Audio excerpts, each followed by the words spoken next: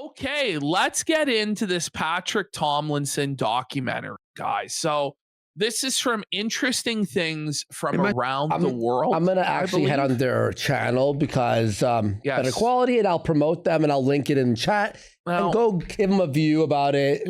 once again, the only things I know about Patrick Tomlinson going into this is he says to people, enjoy prison, stalker child.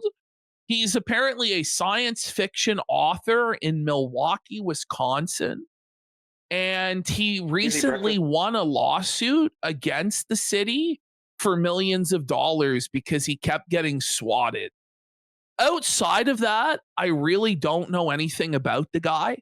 So I am interested to see, and I haven't watched this documentary beforehand.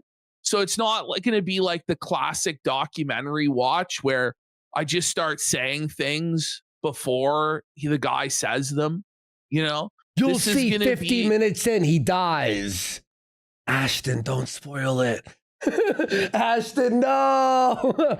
I watched the virus for a sub. He sues everyone. Whoa, I watched buddy. 13 minutes of it, and it was really like good. But I've seen bits and pieces over the years of him. But this particular documentary, I didn't see the whole thing either. So look, guys, we're enjoying it together. And I'm gonna link. Oh, hang on. Let me just link his channel in our chat. Go subscribe to him. He worked really hard on this, obviously. If you're visually seeing this, this is what his channel looks like. Interesting stuff from around the world. 140K subs. And yeah, so here we go. And we got an hour and 40. Let's go. Let's have fun. Imagine your door gets kicked in at 3 a.m. by armed police who drag you out of bed, guns pointed at your head. Now picture this happens again and again, over 50 times. This is the life of Patrick S. Tomlinson. That's the cop's that is the cop's fault, isn't it? Child. Well, yes. Because they keep doing it even though there's no reason for it. What the fuck? Like, imagine. That is actually insane. Are the police retarded? They are. Sci-fi author, father, and pepperoni enthusiast. Are his books any good? Well, so far he likes pepperoni. I like pepperoni. That's good. He got Kino Gazebo for 5 subs. Big support. Thank you so much, man. Or by a swarm of online extremists who plague his every move. And his crime? One single tweet. This shit. There's no way it's just this one tweet. I refuse to believe it. I believe it. This is just okay. So he got swatted 50 times for one tweet. Norm Macdonald was so fucking funny. You deserve to lose everything for shitting on Norm, in my opinion.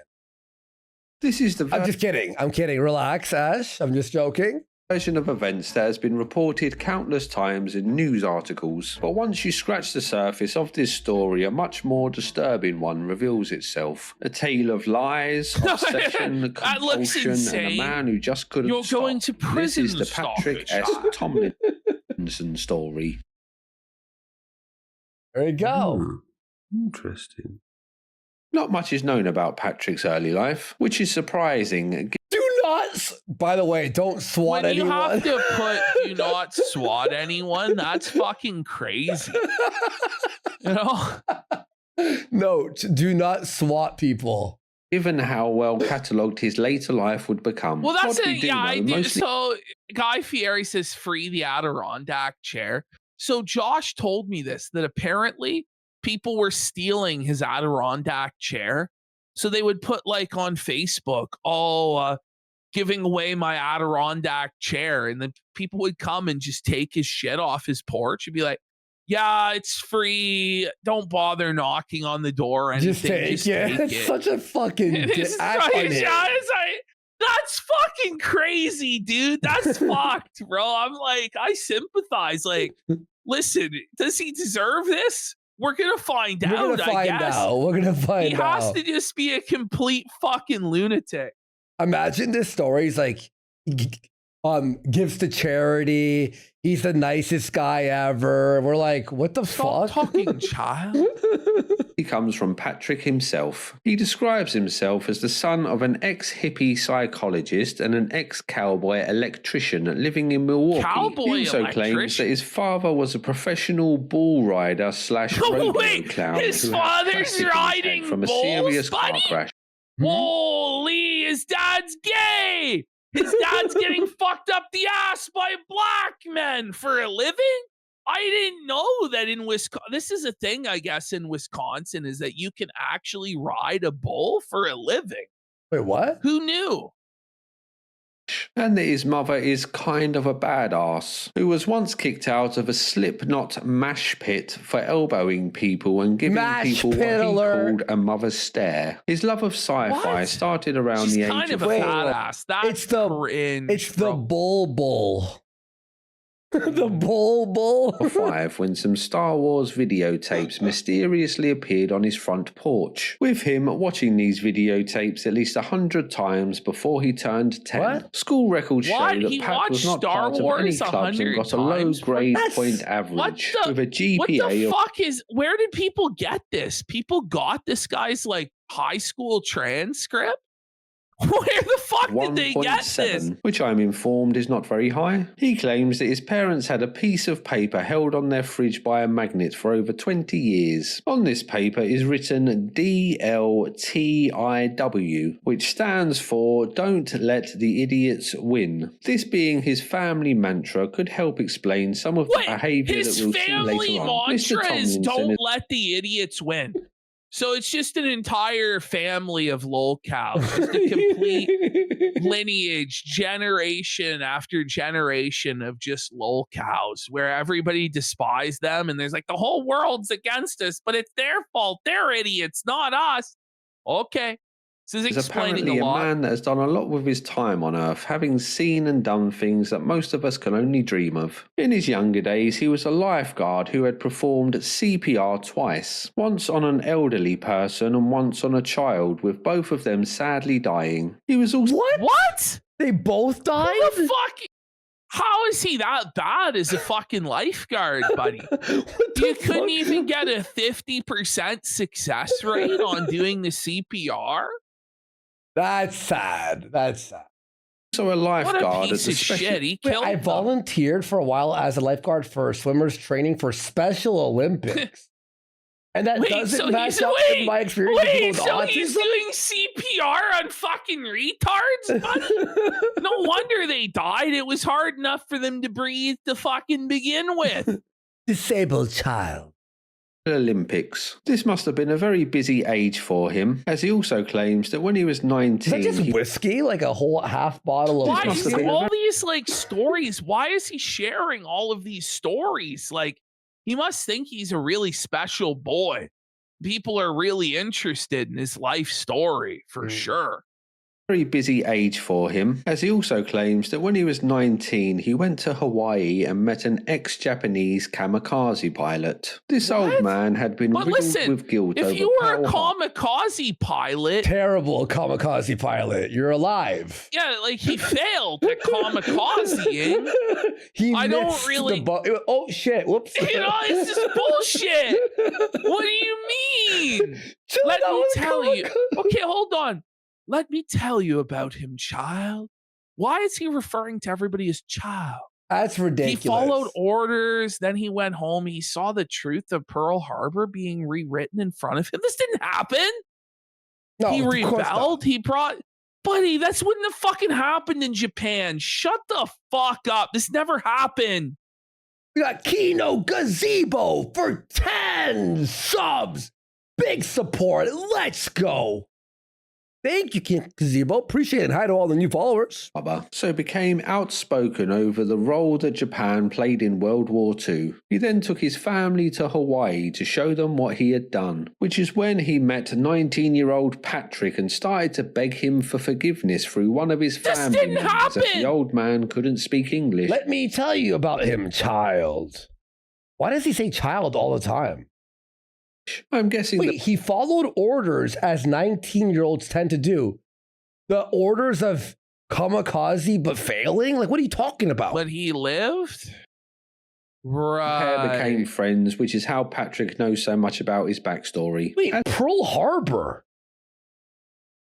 As he matured into adulthood, Patrick embraced his passion for This is the sci-fi fakest story I've ever heard in my and entire author, life. writing many books which have mixed reviews. He also turned his hand to stand-up comedy, but this wasn't very successful for him as he wasn't very funny. Plus, you ready for this joke? You ready for this joke? You ready for this joke? He would open up some of his sets by inviting the audience to leave if they were offended by edgy jokes, which kind of kills the mood. Oh, I'm excited for his edgy joke. Oh, here we go.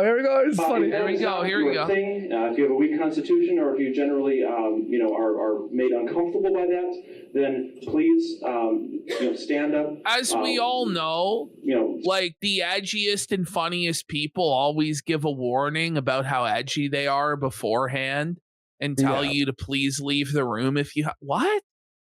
I like to scream so the N-word and watch their reaction. We got exothermic reaction for 5 subs. Manny Canton for 5 subs. And Shrimpin' Kick says the only thing Japan did wrong was pick a fight with the big American bull. Bonsai! Bonsai! Enjoy your evening elsewhere. We will be happy to refund any of the money that you spent on your tickets to do so. I thought he was doing a joke here, but it's like an actual PSA. Like, dude. And there's no judgment here. It's not everybody's taste. But other than that, anybody? I promise we won't stare at your back as you walk out of here, collectively. You gotta laugh, bless him. But the thing is, it's like, okay, guys, we're going to be saying offensive jokes, so leave now if you want to. It's like, are they going to be racist, misogynist, anti-Semitic? Like, what kind of edgy? Offensive to who? Who? Exactly. You know? No? Yeah, the best comics do trigger Patrick then warnings. proceeded. That's By the way, this is the guy who's going to tell us Norm Macdonald's not funny, by the way. Okay. One of the most tame and non-offensive comedy sets imaginable. In 2002, we should watch his full set. You down one day? Friday? Maybe. Let's see how this goes. Maybe we will. It's going to be rough. Okay. Medical insurance, as well as being an author and a comic. Then, in another totally real story that Patrick tells, in 2004, he claims that someone tried to carjack him, but Pat asked the armed robber if he could drive a manual car. What? To This which the never robber said happened. no. So then he taught the thief, the carjacker, how to drive stick? Okay. You know how, like, This never happened. This is not even like a maybe. Liar This is alert! Liar alert! Did he think that we'd believe this? Chiosaurus for a sub. I guess so. Stared at each other before the robber just kind of left. At this stage, Patrick S. Tomlinson seemed like a normal middle-class guy living a normal life. Well, a normal life with what seems like over-exaggerated stories littered throughout. On his website, he states that him and his wife live in Milwaukee with an array. No, it's always Wisconsin. I know. That's why I made the joke about riding bulls in Wisconsin. Okay. I didn't catch that. I was reading chat, but dude, why is it all Wisconsin-based lol cows in the last fucking 2 months? What happened? I don't know. Is Wisconsin There's something in the water.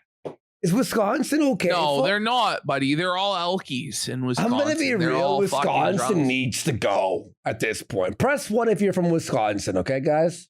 Of houseplants in varying levels of health. He owns a Mustang car and a Triumph motorbike. Okay, we got a few Wisconsin. I'm sorry. I take it back, all right? You could stay. No, nuke Wisconsin. Fuck it. You're like, no. Even if the fallout kills me here in Ontario, it will be worth it to see all the Sconies wiped from the earth. You'll get that 5 seconds before the radiation hits you, you know?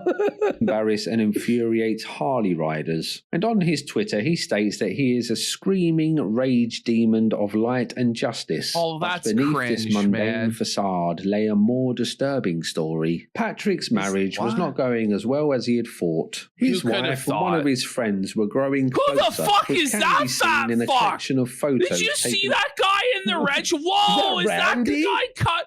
Is that the bull? No, go back. That's Randy, ginormous... bro. Oh my God. Bro, this is a Philadelphia Collins level, buddy. Look at that fucking greasy old neck beard on him. In the goatee combo. He's got a Twinkie shirt. What the fuck? One of his friends were growing closer, which can be seen in a collection of photos taken at a party. The lady sitting lovingly on the bald man. Is that his wife? Matt Jarbo? Is that his? It's going to turn out his wife is sitting on the bald bull's fucking lap, isn't it? Oh no! That's what's going to happen, not bald bull. With Patrick being in the same room while this was taking place. No, not the cock corner! No, Patrick, no! Wisconsin and Cox. Cockle alert! No, we have Jer, Scarlett, and Ralph, and now this guy? All from Wisconsin, all being cucked? It can't be. To no one's surprise, his wife would leave Patrick for this man while she was pregnant. Ash! No one's surprise, his wife would leave Patrick for this man while she was pregnant with Pat's child. I saw it coming a mile away. It was pretty. The moment I saw that photograph, I knew. Oh, what are we looking at here? One of the comments that Patrick made to Rona was that he was going to wait until Adrian had the baby and then kill both her and the newborn. What? What the fuck? What's wrong with this guy, man? Okay. Well, I mean, this is according to Rona. I guess this is her statement. I received a call of threats. He had made threats against his soon-to-be ex-wife. Okay, so this is... Who is Rona then? So Adrian is his wife. Rona stated that Patrick has spoken to her. Who the fuck is Rona? Does anyone know? I know Rona is like a hardware store in Ontario. He admitted to threatening to kill John, but stated, I love how he admits to threatening to kill John, stated he did not make any comments about harming Adrian or the unborn child. Rona is his wife's sister, so. Patrick was advised he was going to be arrested for disorderly conduct. So this mugshot was for disorderly conduct, but he didn't have the means to post the $150 bond. Or he did have the means. Okay. And he was released. The resulting messy circumstances, Patrick would be arrested for threatening to kill his wife and unborn child, with Pat eventually losing access to his daughter. He would then go on to talk about this breakup in his comedy. Physical beauty's never going to come at you like, honey, do these yoga pants make my ass look like it's going to leave you after 9 years for no apparent reason? I don't think it was for no apparent reason. I think it was for the bald bull's big cock there. That was fucking comedy gold. Fucking funny. And then emotionally manipulate the vulnerabilities created by my selfish actions to get you to give up the rights so the baby is growing in my womb even now. Fuck yeah. No? Okay. That's a nervous laugh. This is disturbing, man. This is like... All right, go ahead, Pat. Oddly specific, but go ahead. Yeah, he's definitely funnier than Norm, for sure. Yeah, I bet. Fuck. So I'm divorced. I hate that woman. I just hate it. And I don't like the way we misuse the word hate these days, because like we just throw it everywhere. We just just overuse it to the point that it's lost all meaning. Like just yesterday, I was in line behind a young lady in Starbucks, and she looked right at the barista and was just like, "Oh God, I hate peppermint." Saying, "You hate peppermint? Really? Fuck yeah!" Where is this going?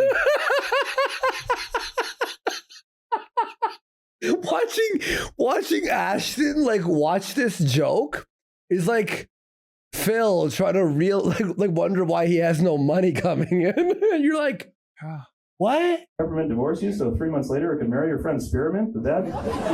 Fucking, that was good. Is Peppermint preventing you from seeing your little candy cane right now? Is that somebody's? You ever wrestle for a week with whether or not? Jeez, man, he's got a lot of trauma. It's just a sad middle-aged man whose whole life has fallen apart after he got divorced and is now coping about it through the mechanism of stand-up comedy. I imagine he's an alcoholic. Like, I don't know that, but I'm gonna guess that he is. Yeah, suffer, Norm. Oh, like the laughter in there. No, this is crying. It's all nervous laughter. Yeah, it's not good. It's crying poorly disguised as comedy. Exactly, Peon Posse. Exactly. You just like Peppermint. It's not your thing. You got to earn hate, folks, like airline miles. All right, you just got to put the time in. What happens after this breakup is a little confusing as Patrick gives varying accounts. In some, he sinks into a massive depression, and in others, he is having the time of his life, having one-night stands regularly. What is for sure is that he would eventually meet a lady named Mickey Robinson, and the pair got married. The next made a joke about killing his wife. This is all stuff from before the main story gets going. He competes in a quiz where the loser has to eat spicy chicken wings every time they get an answer wrong. The man running the quiz appears to be a convicted child predator named Jackson. No! Okay. Why? So, why can't there be any story on the internet or character on the internet that doesn't involve pedophilia? Like, I was just hoping that this one would be different. That there would, like, what do you mean, man? Like, okay. Oh, it turns out they're all pedophiles. Damn it. When this was discovered, Pat stated that he was never friends with this man, even though there is footage of Pat stating very clearly that they are good friends. Guys, a great friend of mine. You guys hear him every morning on Q106. Well, not you, you're all asleep. Q106, pedals in the morning. For Jackson Jones!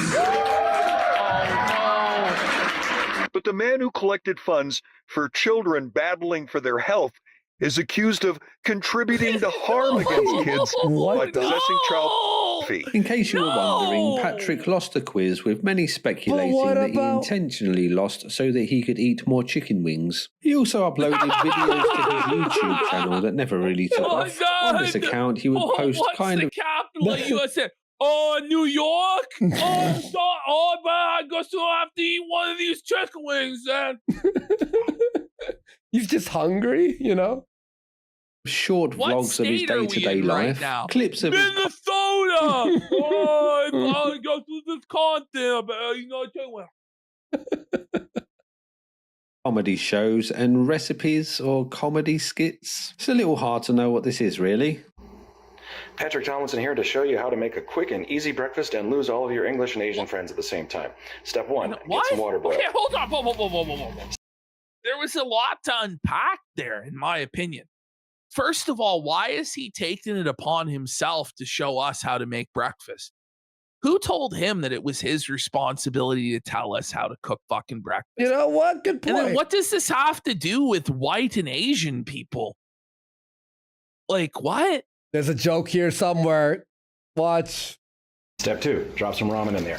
Okay, Asian. Oh, yeah, don't want that. That's a ramen noodle packet, Pat. That's not breakfast. Yeah, throw the flavor packet out. Won't need Buddy, it. he threw the flavor packet in the fucking water.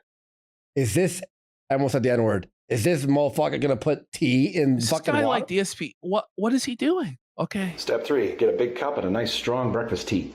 No. Is he gonna put the water from Step 4, pour those noodles right in the teacup. Okay. There we Why? Go. This is a joke. Step 5, allow it to seep for 45 minutes, stirring occasionally. 45 minutes? What the fuck?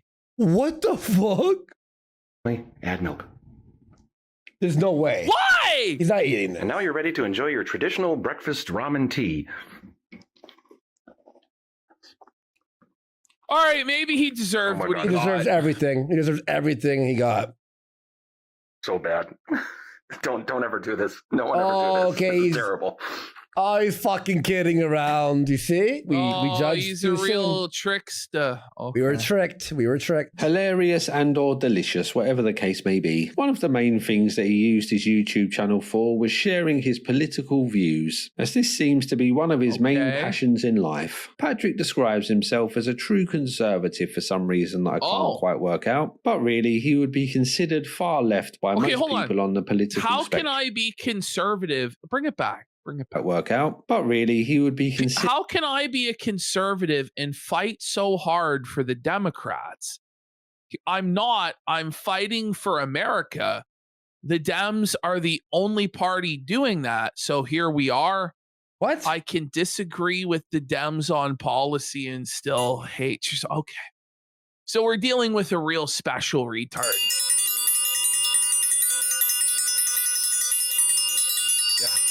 Honestly, lock him up.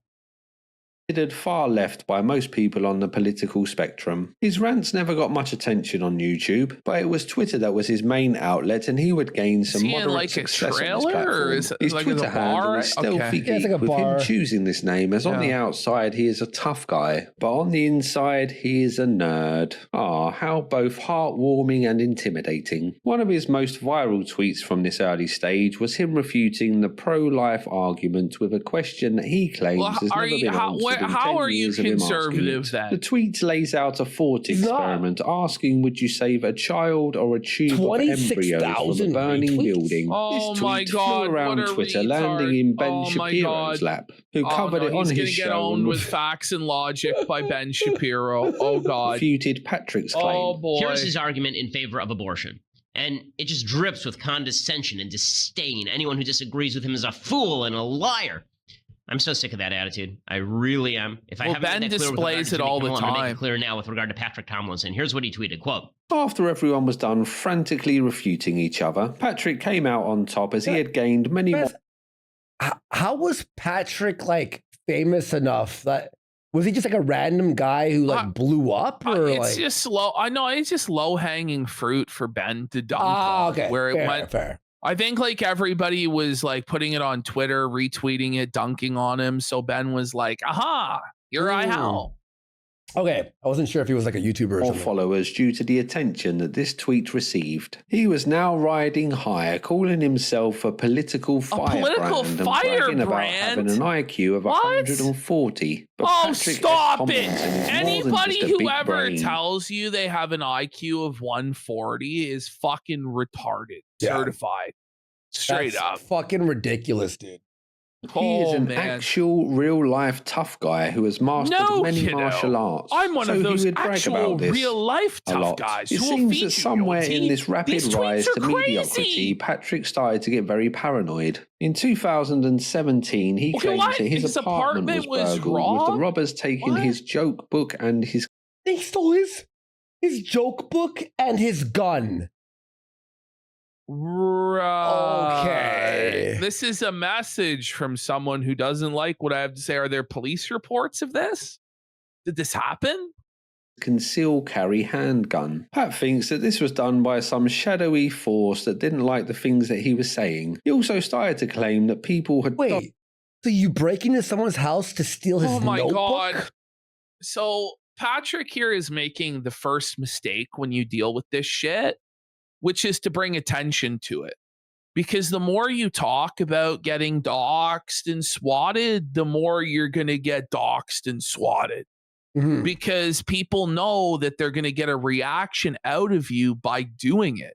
So they're going to do it way more, which, you know, obviously they shouldn't do. It's completely fucked. Yep. And me and Andy have both been swatted and shit. But many times, yeah. You know. It happens. But I'm sorry, not notebook, joke book. His jokes were too much about the, you know, the divorce or whatever. Made threats to swat him, and that his website was being targeted by DDoS attacks. It's a little unclear who these people were, but some kind of... Not the I voted sticker on the mask. He voted! Oh, no, Patrick, buddy. A rival group engaged in political activism seems to be what Patrick thought. This would make sense as Patrick himself regularly made threats to his political rivals. Whoa. We gotta bring it back, Andy. This would some make of these sense are fucking crazy. Ballots, bullets, or blades? He's ready for whatever? Why would, I studied the art of the blade. Like he's a fucking samurai? Like he's gonna bust out his fucking katana and battle the Trump supporters at the Capitol? Ballots. Failing that. Bullets. Pat, who the fuck do you think you are? Are you okay, bro? This is a LARP and a half. We have to phone Frank, the neighbor. Patrick himself regularly made threats to his political rivals and cheered when they got attacked. On a small sci-fi podcast, Patrick claims that he would get death threats via email, to which he replies with a photo of himself naked holding a rifle. At this point, I don't think he was getting any of this shit, but I think that he cried wolf so many fucking times that eventually the real wolf showed up, and then everybody thought it was really fucking funny. That's what I'm gonna predict happened. I don't know, but which gun they would like to get shot with. Thankfully, I've been unable to find any of these photos online, so I'd guess that this is a fake claim by Patrick, or maybe his trolls haven't posted them as they don't want to inflate his ego due to him packing some serious meat between his legs. I kind of doubt this, though. I have gotten 6 death threats in the last 3 weeks, and I have a standard response to them now, which I have found to be very effective. When somebody sends me a death threat, it's usually on my private email because they don't want to do it out in public where it'd be easy to just screen cap or whatever. I have a picture of me buck naked holding an assault rifle with a rage erection. So, yeah, that's totally normal, by the way. Is to send a picture of yourself naked holding a gun to somebody threatening to kill you? You've done that. What? We've all. Whoa, you really owned them, Pat. You didn't just cause them to keel over and die laughing at your tiny micro penis and impotent threats of fucking violence. But obviously this shit never fucking happened. This never happened. Nobody did this. Come on. If it did exist, the photograph would have been leaked by now, no? Does the photograph exist? Also, screenshot the emails. Where's the emails? We have the emails? Or is there no email? None of this ever happened. Oh. None of this ever happened. He just wants the attention so badly. It's a 0% chance. He wants to be important so badly. That's what this is. Listen, that's fucking insane. 6 people? To meet you, I wonder which one you're more afraid of getting shot with. And then nothing happens after that. That's pretty much the end of that. Nothing ever happens anyway. Works great so far. Sounds, amazing. Fantastic. Around this time, he would also brag on another podcast that he knows how to deal with. I'll just say this. When it comes to the death threat stuff, the people who are actually going to kill you aren't going to tell you that they're coming to kill you. Yeah. I'm going to kill you. Usually. Okay. Yeah. It's just not, that's not usually how it goes down. Not to say that it would never happen that way, but let's be real. It's just not really how it goes down. Online trolls due to him being a comedian. And so what? it was he got him death threats for 2 tweets? It's fucking retarded. That would end up having fun with them. And it's not that there aren't trolls and racists and sexists and all that. The trouble is they run into me, and I don't. Oh, stop it! No, you obviously do, just by how trick. And I know how to deal with one person. This is actually. No, this guy's. Oh my god, this guy's fucked in the head. He's demented. He's actually fucking demented. No, but he knows how to deal with them. He's a badass. He's a trained stand-up comedian. He studied the art of verbal jiu-jitsu. Those racist trolls never stood a chance. Stalk a child. To deal with them online, and they don't last long. But when they go after me, I just laugh. And then I have my fun. It sounds like Remember you're this claim as we move forward. Patrick knows how to deal with trolls, and it's him that ends up tormenting them. I guess we'll see how well that works out. Regardless of his bravado, Patrick was now dealing with internet the trolls, or worst at least possible way it. you could. The worst thing you can ever do is challenge people on the internet to do shit. You can't do this. Oh, they're gonna do it to you, motherfucker. They'll try. They'll try. I don't know what to say. Like, they will, bro. They will. Don't challenge people. You can't. No, they will, bro. Like when Ralph goes like, "You never find where I," and then they find him immediately. They find immediately. Like, it's not that hard, you know. Like, if you fuck with the wrong person, they will rape you, bro. He was to get attention, but sadly for him, this wasn't even the foreplay for what would happen next. The tweet. Oh, there's the Norm tweet. Scary music.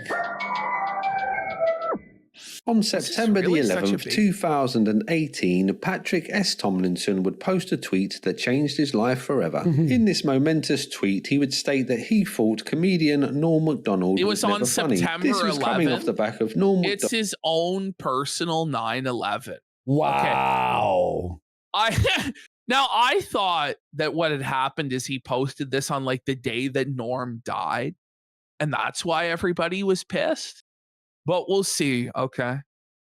He thought comedian Norm Macdonald was never funny. This was coming off the back of Norm Macdonald getting backlash for comments that he made about the Me Too movement. At first, no one really paid attention to this tweet as it was a pretty nothing statement, and in another time and place would have been forgotten to history, but not on this timeline. On this timeline, someone on the Opie and Anthony subreddit saw this tweet and posted it. Oh no.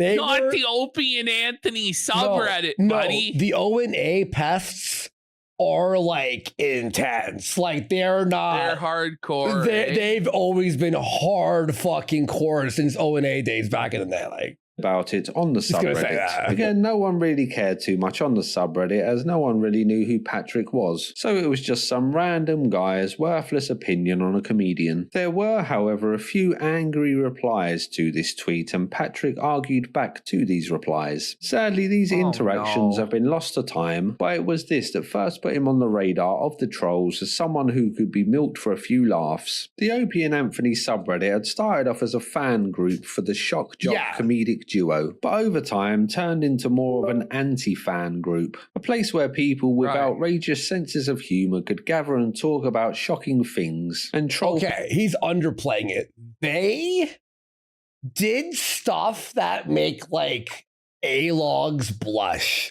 Like, they were fucking crazy, dude. People on the internet for fun. In the funniest way possible. Struggled trying to outwit these faceless trolls, the tighter their grip became, until he was a favourite topic of discussion on the subreddit. They would Photoshop tweets to make it look like he had said something that he hadn't, edit photos of an adult nature to include Patrick's face, mass flag his Facebook, then mass flag his beloved Twitter account, with it eventually getting banned, so he set up another one. Then that got banned. So he started to use his cat's Twitter account to argue with trolls, pretending that he was just some person who saw injustice springing to Patrick's defense. They then began to review bomb his books on Amazon, giving them 1 star and comparing his writing to a 3rd grader with learning disabilities. Next was his small YouTube account, which was bombarded with all kinds of horrible comments. Then they reported him to the Southern Poverty Law Centre for making racist dog whistles, which was the final straw for Patrick, who was now determined to take these trolls down. Hey, we all been there, right? So he wrote a blog about how Twitter is being...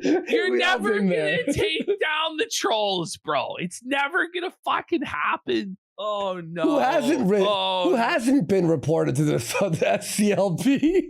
I know, right? It's just a normal thing, right, guys? Used to silence good people like him and women. He made we got Ravioli Walrus for 5 subs. What big a great support. name, the Ravioli Walrus. Is that my fucking alt? Let's get some subs. For this Patrick Tomlinson. What? Now, guys, you asked. Where's the support? Clear that the blog was for women's rights, but mainly Twitter was being used to silence him. He then wrote another blog titled Trolls on the Loose, where he explains to the reader tactics like doxing and swatting. Sadly for Patrick, it was only really the trolls that would read these blogs. And Gamergate again? Kino Gazebo for 5 subs. Eels up inside ya for 5 subs. And Frank Booth for 4 subs. And John in the Red, Z06 for 5 Subtrain. Let's go. Woo, choo choo. SPLC is like auto modded? That's crazy. Use them to mock him more. I put a Pat space seems in it, guys. completely unable to just not respond to troll comments. No matter how silly or ridiculous the comment, Pat is sure to reply. And as Thanks for we'll the support, see guys. I later, really this appreciate it. tendency has completely spiraled his life into one of the most preposterous spectacles the internet has to offer. The next thing of note is when he appeared on a podcast called Damsels of Dorkington, which was then inundated with comments accusing Patrick of liking children a little too much and questioning the podcast for giving such a man platform. As is the case with Patrick, he would take to the comments of this little viewed YouTube video in an attempt to finally own the trolls so badly that they dare not return. He proceeded to... You were never a sub, my child, but like referring to everybody as child when you're accused of pedophilia is probably not a smart move. Someone should let you know your tired game doesn't work when the accusations aren't true, my child. Okay? Creepy. Reply to pretty much every comment, with my personal favourite being, I don't talk like a sassy black woman, child. I accurately assign you the label you beg for via your actions. You act like a child, so I label you a child, as you demanded. I think this was the first time that Patrick would use one of his most infamous catchphrases, child. When he replies to the trolls, he continuously just calls them child, which, given the context of some of the things that are being discussed, leads to me you just said it. in some very questionable statements. We'll look at some of his more funny tweets later on, but for now, the Damsels of Dorkington podcast would get more dislikes than likes and ended up turning off the comments for this video. Him now calling all of the trolls child had made him a fan favourite on the Opie and Anthony subreddit, which was only helped when Patrick posted to Reddit claiming that he had been carefully detailing every last shred of the harassment campaign against him so that he could take each individual involved to court for liable. Pat stated that he had over 300 IP addresses for the trolls, which were saved on a spreadsheet, which of course the trolls loved, as he was now putting in so much effort trying to bring them all down. The good times on the Opie and Anthony I'm sure you had everyone's IP address, Pat. Like, shut the fuck up. I just don't know what he was thinking, LARPing like this. Like, he got checked, obviously, big time. Yeah, honestly, man. Reddit would soon be coming to an end, though, as a fucking with the O&A Reddit was like fucking with Cyrax's fucking A-logs. Like, just don't do it. Don't do it. Moderator named Let him Space go. Edge declared that there would be no more Pat posts on the subreddit. It's literally his local IP address he and the posted. person posting getting banned. This mod would very quickly get backlash, which gave Patrick a short break, as now there was a civil war breaking out on the subreddit. Space Edge banned many Pat posters, who then went on to make new subreddits made up of all the Ash, can you? I showed you this briefly. There's an Ash on screen. Okay. Oh shit, there is. Yeah, I showed you this briefly.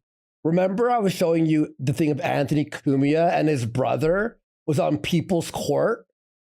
Right. Remember? Yes. It was because the O&A pass basically pushed him to a level where he had to go to People's Court to defend himself because the A-logs. That's who they are. Podcasts of the Opie and Anthony subreddit. They went on to dox Space Edge and release footage of him shoplifting at a vape shop. Something I'll point out with the Opie and Anthony trolls is that everything they talk about is layered with in-jokes on top of in-jokes. So it makes it very difficult for an outsider like me to make sense of what they're talking about a lot of the time. The trolls also claim that Space Edge is a crack investigative reporter named Thomas Apostle who feeds Patrick fake information. I think this is some kind of in-joke and that Thomas Apostle is just another troll, but honestly I'm not too sure. Patrick then claims that he was able to change Reddit's harassment policies in order to ban the Opie and Anthony subreddit and all of its offshoots. It had nothing to do with They harassed me on Reddit so much that I actually what the fuck is this managed to get the Reddit administrators to change the site's harassment policies for the first time ever. in order specifically to eradicate this group from the website. And so they had their subreddits banned, I think like 70 of them, because they just kept trying to remake new ones or take over other ones. So this is like Osama bin Laden claiming responsibility for 9/11 and then being surprised when his organization got wiped off the face of the fucking earth. You know? Like, this is the thing is I doubt that he had anything to do with it in all seriousness, but when you claim responsibility for this shit, don't be surprised, bro, when you get fucking felted clean. We got CNC Autotheism for 5 subs. Big support. Thank you so much, CNC. This targeted campaign. This must have seemed like a big win for Patrick, who had finally defeated the pesky trolls. But sadly for him, Reddit was the limiting factor, the thing that was keeping a lid on the whole situation. Having been forsaken from Reddit, the trolls set up their own forum called the Opie and Anthony Forum, where the hardcore could say and do whatever they wanted with no risk of getting banned. At this stage, things were still pretty low-key. He was getting mean comments on the internet by some people on the subreddit. But now Patrick had made mortal enemies. And by the way, that was in 2019, right? At this stage, things were saying 2019? Okay. And remember, ONA ended like after this was created. So these guys just stayed a team after ONA was already done. So like, how long did ONA go for? I thought these guys like broke up in like 2005. They were going for a long time, eh? I listened until 2014, 2015. Yeah. 2014. Okay. And then that's when I started doing YouTube videos, like really like hardcore every single day. Whatever they wanted with no risk of getting banned. At this stage, but all the pests stuck around as a group, and they were still called the ONA pests, even though ONA never existed anymore at that point. Still pretty low-key. He was getting mean comments on the internet by some people on the subreddit, but now Patrick had made mortal enemies who were unrestricted as they had their own forum to plot and scheme on. The ONA forum seems like a more hardcore version of Kiwi Farms, where pretty much anything goes. For example, they have a thing called the Dirty Diaper Army, who really like dirty diapers and post about them all of the time. Why they do this, I'm not too sure, but the more degenerate the joke, the more the forum finds it funny, I guess. The trolls on this website refer to themselves as pests. Pests. Right. It's a strange word to say. If I can work out how to say that word moving forward, I'll refer to them as pests. If not, then I'll just call them trolls or rats or cockroaches or something. I don't know. We'll see how we go. It was now war, and Patrick was the main focus of the forum. But Pat was still blissfully unaware of the storm that was brewing. He's and he even got some more through the good news when he got his main Twitter account back after paying $5,000 in what I'm guessing were legal fees. This would be the last bit of good news that Patrick would get for many years to come. He started to get more death threats daily and threats sent to his publisher. The bar that he writes his books in would get bombarded with calls asking why they have someone who likes children a little too much drink in there. He called his gym to claim that he was taking photos up women's skirts, created fake accounts using Pat's name, photo and email address, then harassed people online pretending to be Patrick. They went after his family and friends, took secret photos of him while he was out and about, then posted them. Whatever you can think of, they have probably done it to Patrick at some point and had many laughs doing it. From Pat's side of things, he sees himself as a troll hunter fighting a righteous war against people that he claims are far-right extremists. Let it go, trying to do him and his family Pat, they're real-world not far-right extremists. They're fucking trolls, you idiot. They don't care. Give a fuck. They don't care about anything, you dummy. Like, people who like think that is so ridiculous. They went after brother Joe, Anthony Cumia's brother Joe. They went after him and acted like leftists to get him banned from the music. It reminds me of like when Medicare had to explain to V like what trolling was, and like V was like convinced it was all like hardened neo-Nazis. Oh my god. Buddy, they went after Brother Joe pretending to be leftists, and then vice versa for this guy, apparently. So Do have a lot to cover in this story, so make up your own mind who you think is right or wrong as we go along. Being an experienced troll hunter, Pat understands the importance of intelligence gathering, so takes whatever information he can, but unfortunately for Pat, he doesn't seem to be very good at figuring out good intelligence from bad intelligence. Very bad intelligence, so proudly posts fake information to his Twitter, like claiming to have uncovered the identity of one of his trolls, the infamous Space Edge, who Patrick thinks is actually a man named Canyon Boykin, who was a police officer who was charged but later released for manslaughter. What? All the time that Patrick was told that the ONA forums were I can tell, like, already. Already the story, so we're 23 minutes in and there's another hour and 10 minutes. Already it's getting complicated and convoluted. And I can only imagine it's going to compound as we go on and on and on. Yeah. Like, there's quite a lore to this fellow that I was unaware of. I just thought he said stalker child. This is actually really well done. Again, I've linked his channel here. Interesting things from around the world right there. He has great documentaries. He actually did the famous King Snake arc with us and Phil, remember? Did a whole hour documentary. It's really good too. Named Raul Kumar, and that the whole pest operation was paid for by a far-right comedian. Patrick would spread this information far and wide on the podcasts that he appeared on. Back in the real world, away from the pests, a small group of people arranged a protest outside of a sci-fi convention to bring attention to the large amounts of child predators that they claim were in the... Okay. I thought it was like a pedophilia protest directly targeted at Pat. That's what I thought was going on. Like, for a second, I thought that too. From Pat, I guess not. Okay. Thousands of people show up to stop him from raping kids. Sci-fi community. Oh, no. So Patrick joined a counter-protest who wore pink t-shirts with the words, Wait. Counter-protest? Let me just get this straight. He counter-protested against the people calling out pedophiles. So he protested in support of pedophilia.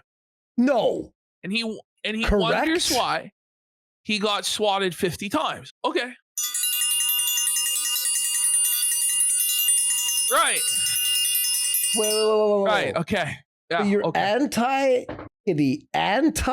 anti-pedos have shirts that say, I'm here to help with what? Like what? Them molesting children? They're going to rape the kid? Like, Are you going to groom them? Are you going to distract Chris Hansen, pull down his underwear? Will they diddle the kid? Or like, what the fuck?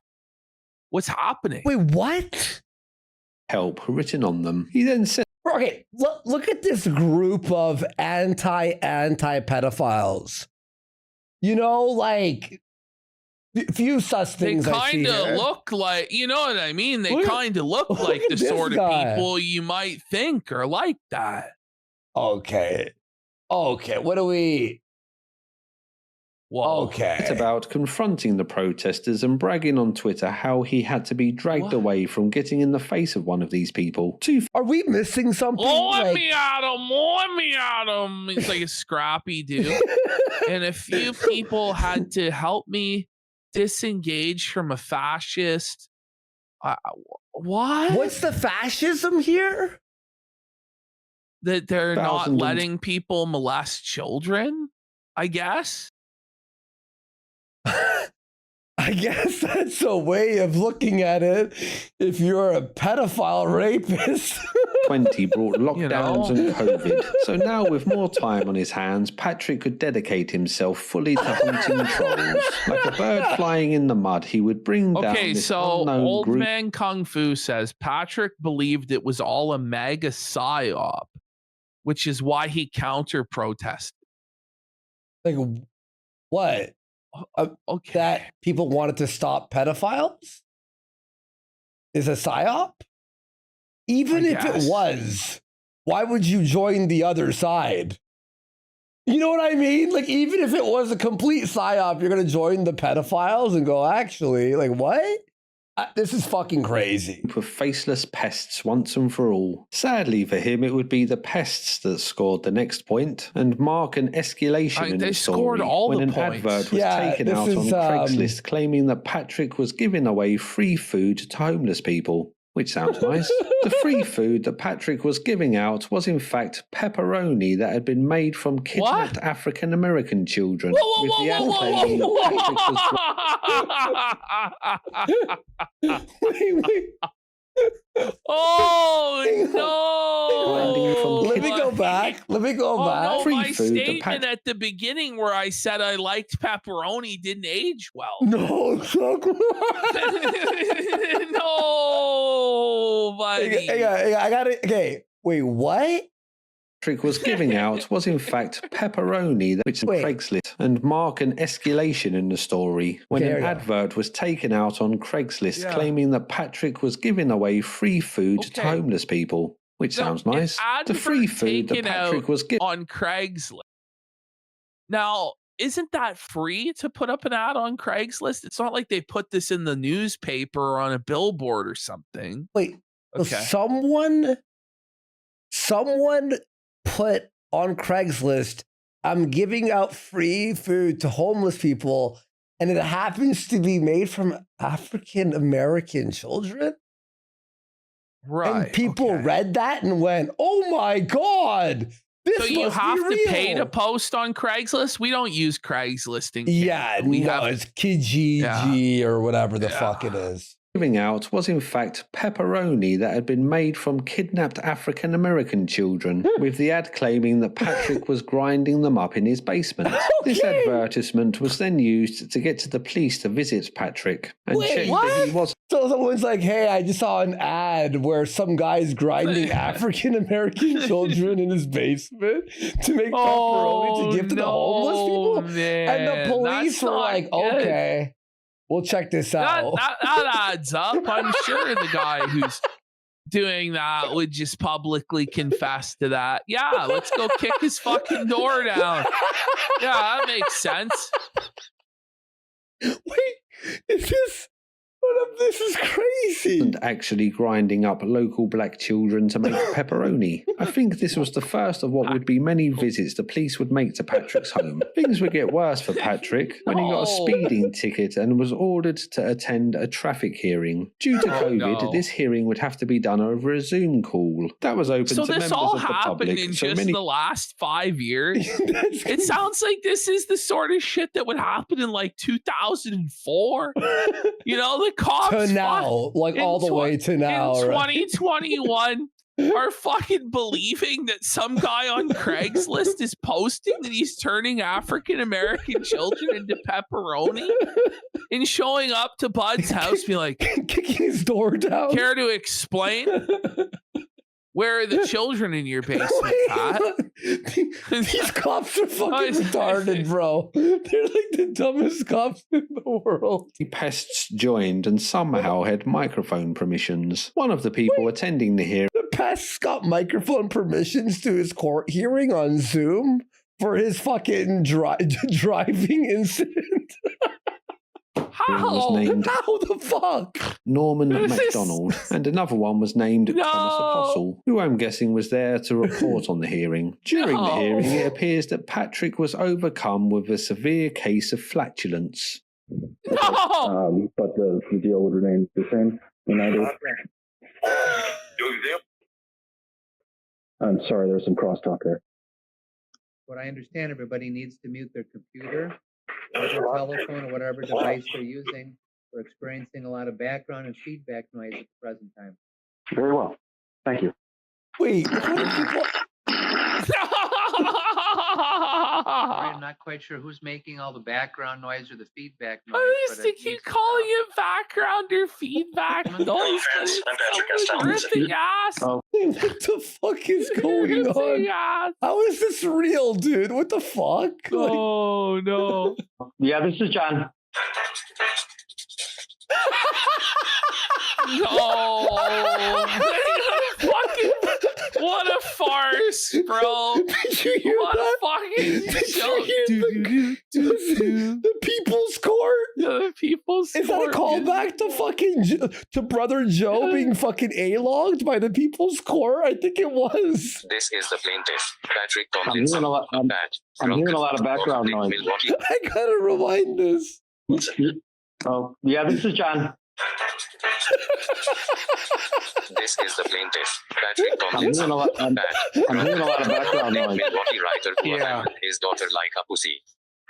3706, please mute your device. The bare minimum in terms of what I have that I can offer. I'm not sure if the court can do anything different. Involved in my younger years in shooting matches between Star Trek and Star Wars fans. All right, nobody died. There was some pretty big. Will Tate, okay, please. So I'm guessing this is a real story that Patrick claimed that he got into shooting matches with Star Trek and Star Wars fans. Okay, which obviously never happened. Like, I don't think there actually was. Nobody died.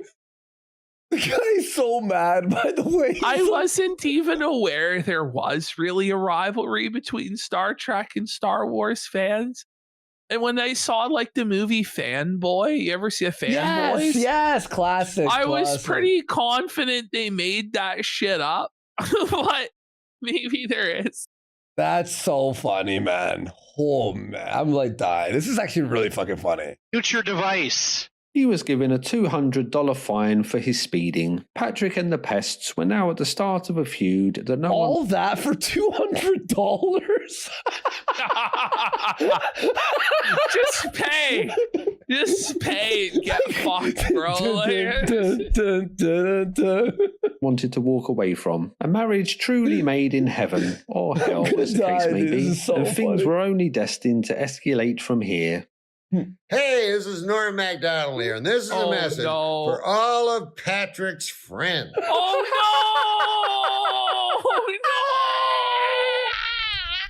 How did this happen? How did this happen? Is this a cameo? Is this cameo or something? This guy fucking Pat getting felted every which way. The timelines are against Pat, bro. Holy fuck, no. I want you to stop picking on your friend Pat. After all, and I quote, his only crime was that he didn't find Norm MacDonald funny. Wow. Wait a minute here. I'm Norm MacDonald. And I am funny. Please continue insulting. Oh, no! Oh, no! It's over. Wait a second. Oh, no! I'm Norm MacDonald. Rest in piss. It was over for him after that, I'm sure. This is the greatest documentary. I'm actually upset we didn't do it earlier. This is incredible, dude. Yeah.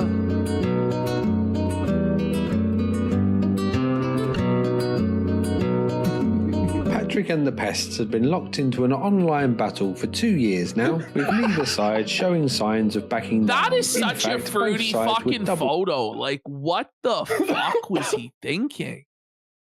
2 years of battling nonstop, like with the into the meme war, and you post this sassy sissy picture of you and your Cosmo or whatever the fuck that is. Holy shit. No wonder his wife left him for the bald bull, buddy. Whoa, Norm MacDonald should have apologized to me. What the fuck was he thinking? Oh my God. Whoa! 2024? What a piece of shit!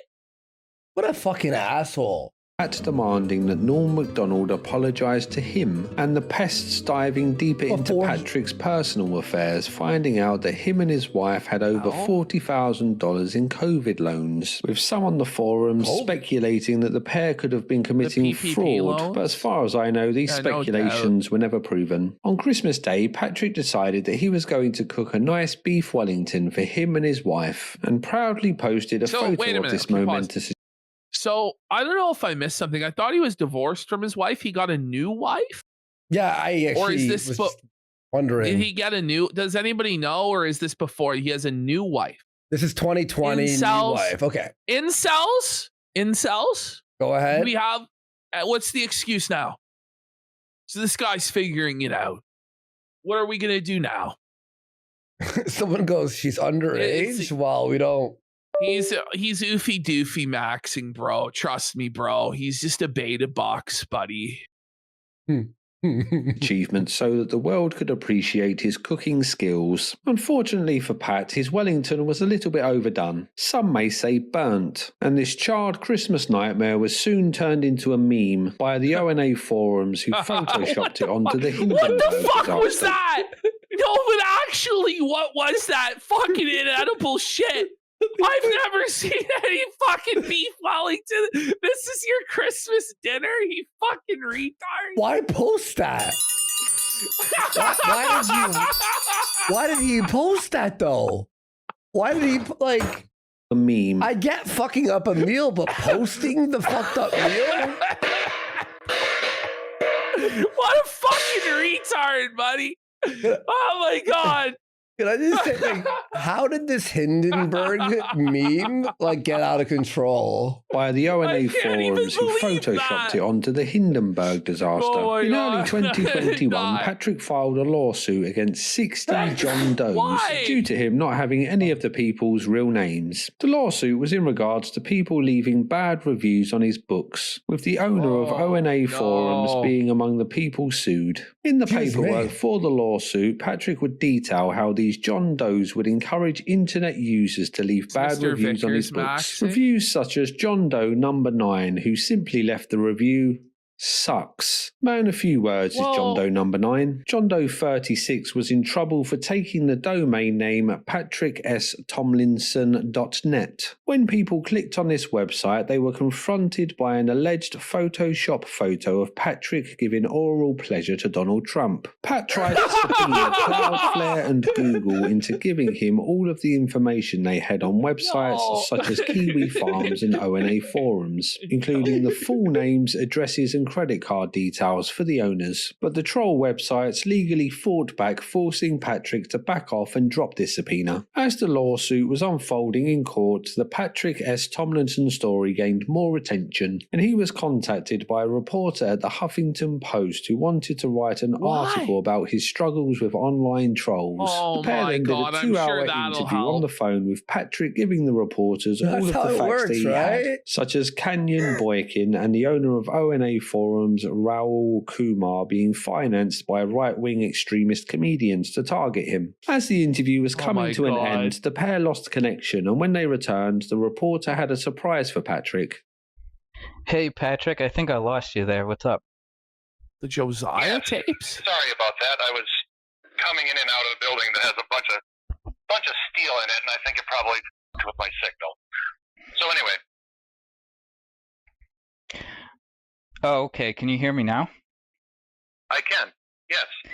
Okay, I was just going to say that I spoke with my supervisor about getting in contact with you. Okay, so she says that I'm going to guess right now that this wasn't the Huffington Post, was it? Yeah, I don't think so. I think this is clearly not. It turns out it wasn't the Huffington Post at all, was it? Oh, okay. With bitch tits, so we're gonna have to cancel. Well, Josiah was the owner. Oh no! She says that you're a fat with bitch tits, so we're gonna have to cancel the article. Oh, well, the problem with that, sweetie, is that we already figured that out. We? You already figured out that you're a fat with bitch tits? No, we already figured out that you're a complete posing liar, and by the way, you weren't the only person. Oh, okay. Is that why you did like 2 hours of interviews with me? You're just that intelligent? Yes, child. Yeah, who is we? Yes, child. Yes, child. Yes, child. So what do you think you're going to do with those 2 hours of interviews? So he's actually saying it like that. Yes, child. I actually thought that was like from Family Guy or something. Yeah, like a meme that I saw somebody like it was doing like a prank call where they said it in that exact affect. They're like, yes, child. And I thought, oh, it was like from some show or something. But now it really was Patrick all along. Yep. Yes, child. Go ahead and explain He says child, like without the D at the end. Yes, child. it to me. I'm going to post them on YouTube. Good for you, child. What do you think that's going to accomplish other than showing you to be the sociopath and loser that you are? It's also going to show that you're a gullible liar. And yeah, he got him there. He got him there. He's like, yes. Well, yes, it is going to show that I am a sociopath that tricked you and lied, but it's going to show that you're a gullible, retarded liar, Patrick. No, child. No, child. You in any of those interviews. That's the only problem you guys keep having. You see, I've never lied to you about anything. That's the problem you keep coming back to. Everything I've ever told you has always been true and accurate. Oh, so you're paying for this lawsuit out of your own pocket? Yeah, that's totally not a lie.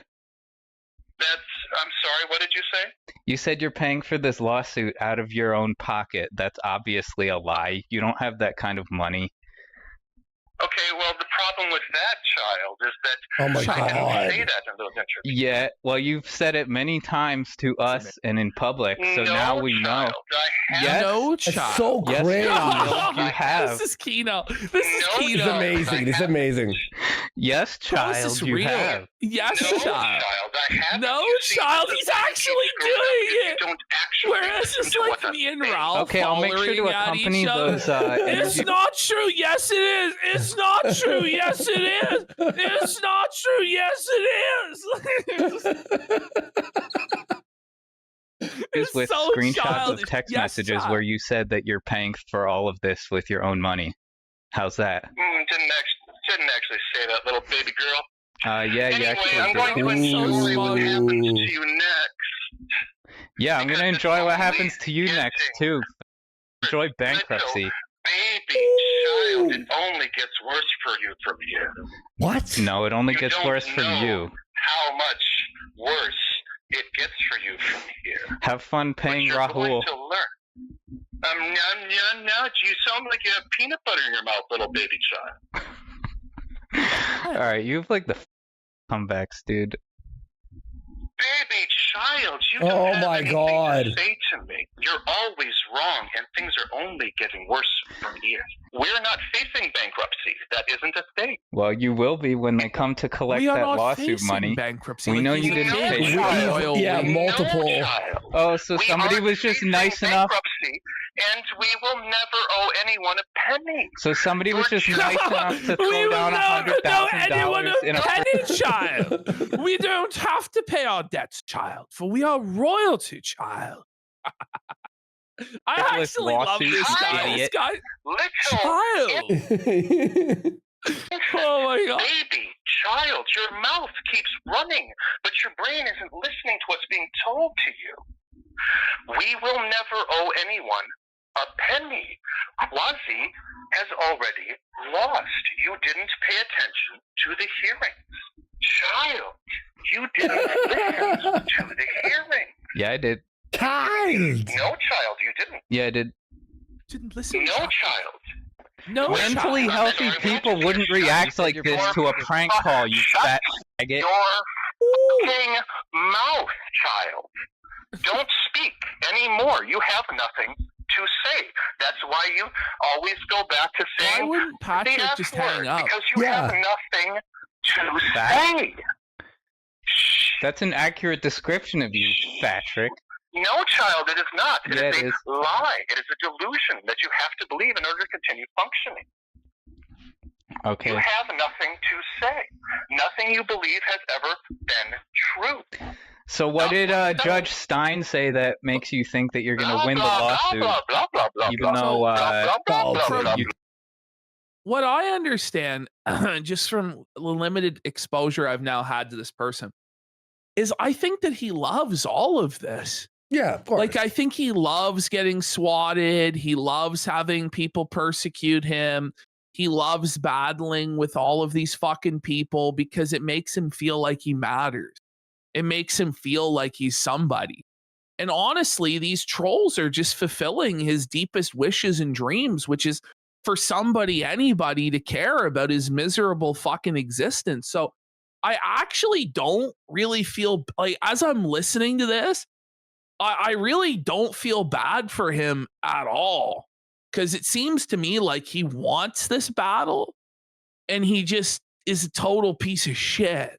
Well, yeah, like if he obviously is engaging nonstop with these guys. So how do you feel bad? Like, I understand, like, okay, you got rug pulled and you're pissed, so you start chirping the guy, right? Yeah. But this is going on and on and on, and it's like I'm there's gonna no go after point to you. this. You'll see what's happening next, child. And the way you think child is like so creepy. It's like, what's wrong with you, bro? He's probably not going to rule in your favor. Like, why are you doing this? See, that's the things that are coming out of your mouth, child. You drunk fat. Nonsense, babbling, insanity, delusions. You have nothing to say. Yeah. No, you're still doing that thing with your mouth. That doesn't. Where I'm telling the truth? Yeah. You're still no, child. You have never had a moment of truth in your life. You've never spoken truth in your life. Okay, why isn't Sacha Baron Cohen in prison? You're certainly not doing it right now, child. Why isn't Sacha Baron Cohen in prison? Shut your mouth. No. It does not matter. Yes, child, it is. What crime would that be? It does not matter. Yes, child, it is. It does matter. Does not matter. It does matter. I gave you It does matter. It does matter, Patrick. Shut your fucking mouth. I will not to believe. shut my fucking mouth. This is crazy.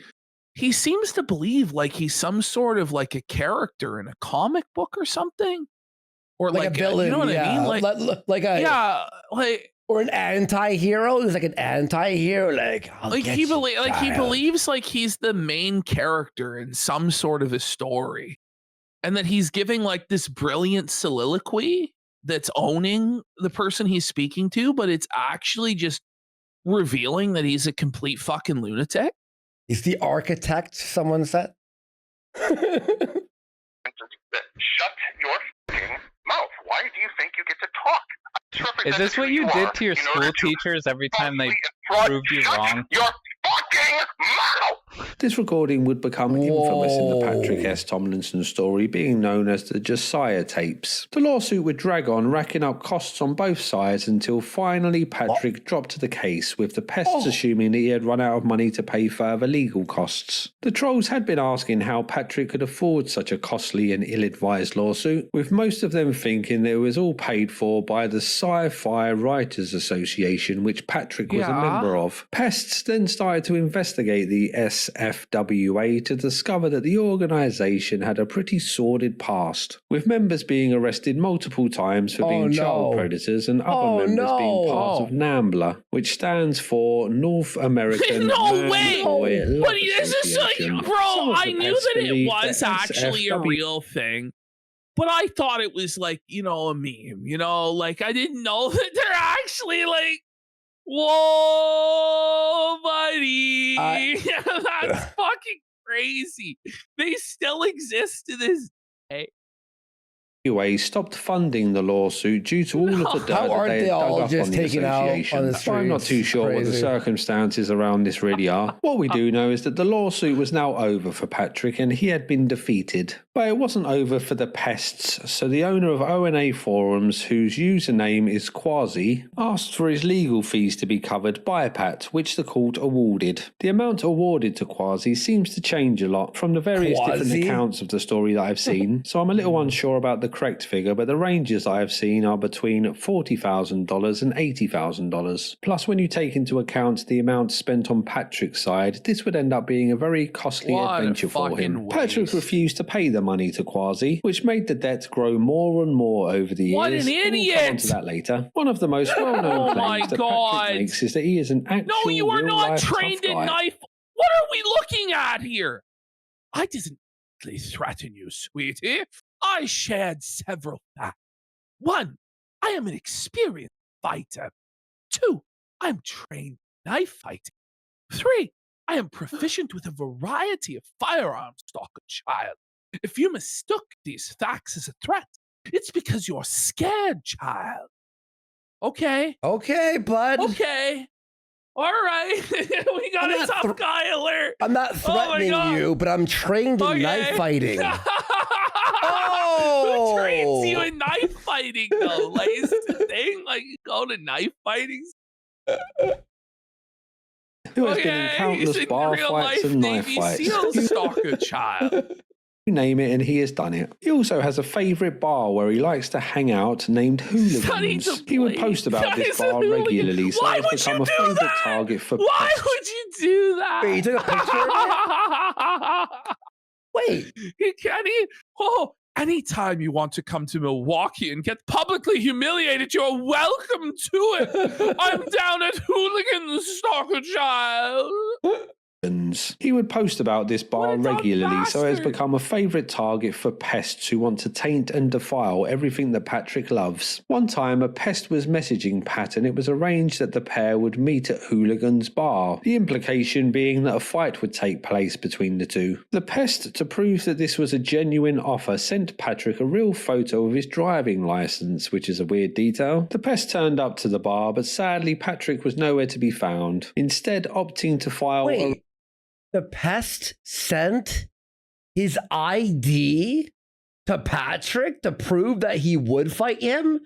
And Patrick posts up to the ID online, but then the pest goes there and then Patrick backs out? What? But I thought he was a trained fighter, stalker child.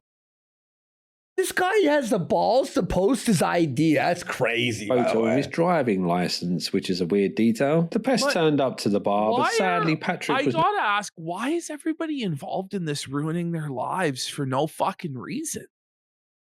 I mean... Like, this is crazy stuff. Having a laugh. Nowhere to be found, instead opting to file a restraining order against this pesky troll. So only a few weeks after his failed lawsuit, Pat was back in court again, but this time he could actually identify the person that he was taking to court. Thankfully for us, there are audio recordings of these proceedings, with the cold, sterile nature of the courtroom making the details of this story seem all the more absurd. Patrick explains that a forum dedicated to some old comedians has been harassing him for years due to a tweet that he posted about another old comedian, and at one time this forum sent the police to his home as it was suspected that he was grinding up African American children and turning them into pepperoni. Explain this to people. What is that going to say? Kidnapping African American children and grinding them up into pepperoni. No. One of the sticking points for this case was that Patrick claimed he had never threatened the pest, while the troll, who is named Andrew Nadowski, claims that Patrick did threaten. The fact that the African American portion is within that like accusation slash. Sir, don't grind up African American children and turn them into pepperoni or tell me about it. Him. So it was the judge's job to get to the bottom of this mystery. I don't understand why you're having any contact with him at all. Yeah. I'm not going to make excuses for myself. It was, I would call it silliness, one night of silliness. And after he threatened me, then basically I went to the bar just see. Wait. So then I just went there to see if he was going to kill me. As you do. This is crazy. This is actually insane. He was going to follow up on his threats. I did not threaten you, sir. You're simply lying. They're in the text messages. So, what is the threat you say that he sent you? Like I said, that 911 wouldn't be there as an emergency just for cleanup. Presumably to clean me up off the sidewalk or something. I'm not sure exactly what he meant with it, but it sounded pretty threatening to me. And how did he send you that? Over text message. And they got each other's phone numbers. Yeah, he said... I did not threaten you, child. You threatened yourself by putting yourself in this position, child. It's like insane, bro. Sir, did you send a text message to that effect? No, I did not. I have all the texts right here. Copy of this text message, sir? On my phone, yes. You have your phone with you? Yes. Can you bring it up? Firstly, the judge asked Patrick to read out the text. I really wish I could hear that entire call. Like that entire. We should look for all all the raw tapes and just start playing them throughout the show. Yeah, I think we may have to start going through these raw tapes because that shit's fucking crazy, bro. That's funny. In fact, you have as this fuck. old judge who's having to sort through this. This is like being in the fucking principal's office in school. And you're like, no, he did this. And like, he's the principal's like, oh my God, this is retarded. Are you all enjoying this, folks? Grown men acting like children. Let's get some subs No, for but the Patrick we'll segment definitely here in cover the this. This is 8th hour. fucking hilarious, bro. This like is fucking so funny. This message thread between the two. Read it aloud. Okay. Hi, my name is Angela Nadolski, and I think you're a fat faggot, and I posit a possible who should be You have to read this. Read it out loud. You're fat.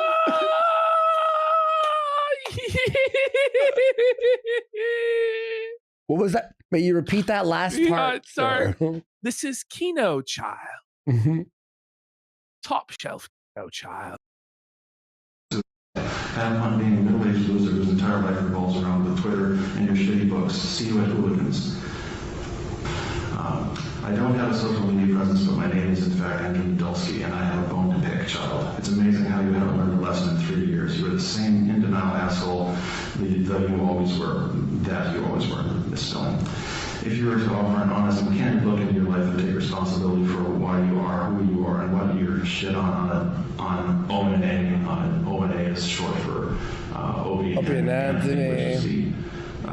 The group in question here. The group He then in asked question. Andrew to read out his messages. So what did you say to him? What do you say? Yeah, well, why would he stop? I mean, he's just in court all the time dealing with all this bullshit and fucking people going out.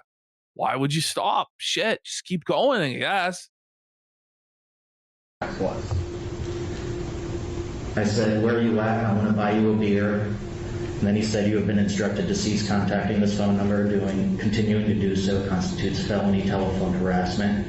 Do not contact this number again.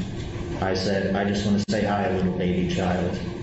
Cool guys, isn't that busy, is it? See you soon. First class ticket to prison, stalker, is what he said. And I said, oh, baby child, please do. I love prison. Keep 911 on speed dial. Happy to accommodate you, stalker. No, were you drunk? I said, you there, little baby child? And he said, don't need to, stalker. You won't be an emergency, just clean up. So you're saying you didn't send that text? I do not remember sending that text. I remember telling him repeatedly to cease contacting me. The judge is like, but I'm looking at the phone right now. You know, at any time, Patrick, you could have just stopped responding. Yeah, like what is wrong with him?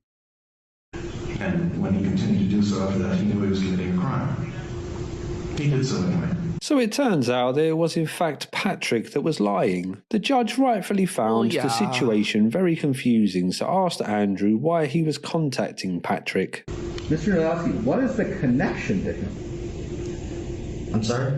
What is the connection to Mr. Tomlinson? He's just a bizarre internet personality that... Your Honor, we like to do a little trolling. Okay, It's like, listen, it's like double restraining order. Both of you get the fuck out of here and never waste our time again. Like I don't know what else to say. Like, that's what should happen. Like,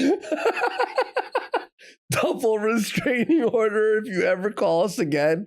We're putting you in jail. He's a very unlikable person, and his telephone number was available on the internet, and well, probably would have been better for Listen, Your Honor, he's very unlikable. What, wouldn't you call him too? Use a public platform like Your his Honor, Twitter to you've tell been what I dealing thought with of him. this asshole all day too.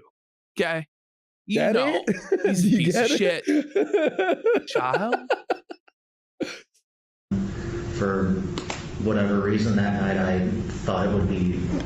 I love when judges like don't understand like trolling or like an internet thing, and they're like, "But why?"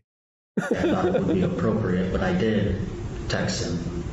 What do you mean he's a bizarre internet presence? Like the judge is like, "What do you mean bizarre internet person?" It's like, how do you explain this? Seem to think that this Opie and Anthony fan group follows him for no reason. For no reason. I mean, other than you were trying to bad limit the fucking bar and a whole bunch of other esoteric lore. But yeah, it's for no reason, you know. The bizarre habit of consistently feeding the trolls. The judge goes, what do you mean by feeding the trolls? I'm sorry, Your Honor, he's feeding the trolls. What did he think would happen? Go ahead. Your Honor, my client does not, in fact, feed the trolls. Your Honor, this client was being felted on a regular basis. What do you mean by... Well, Your Honor, you know when you go to the casino and you look down and there's no chips left, you're staring at the felt. That's when you've been felted.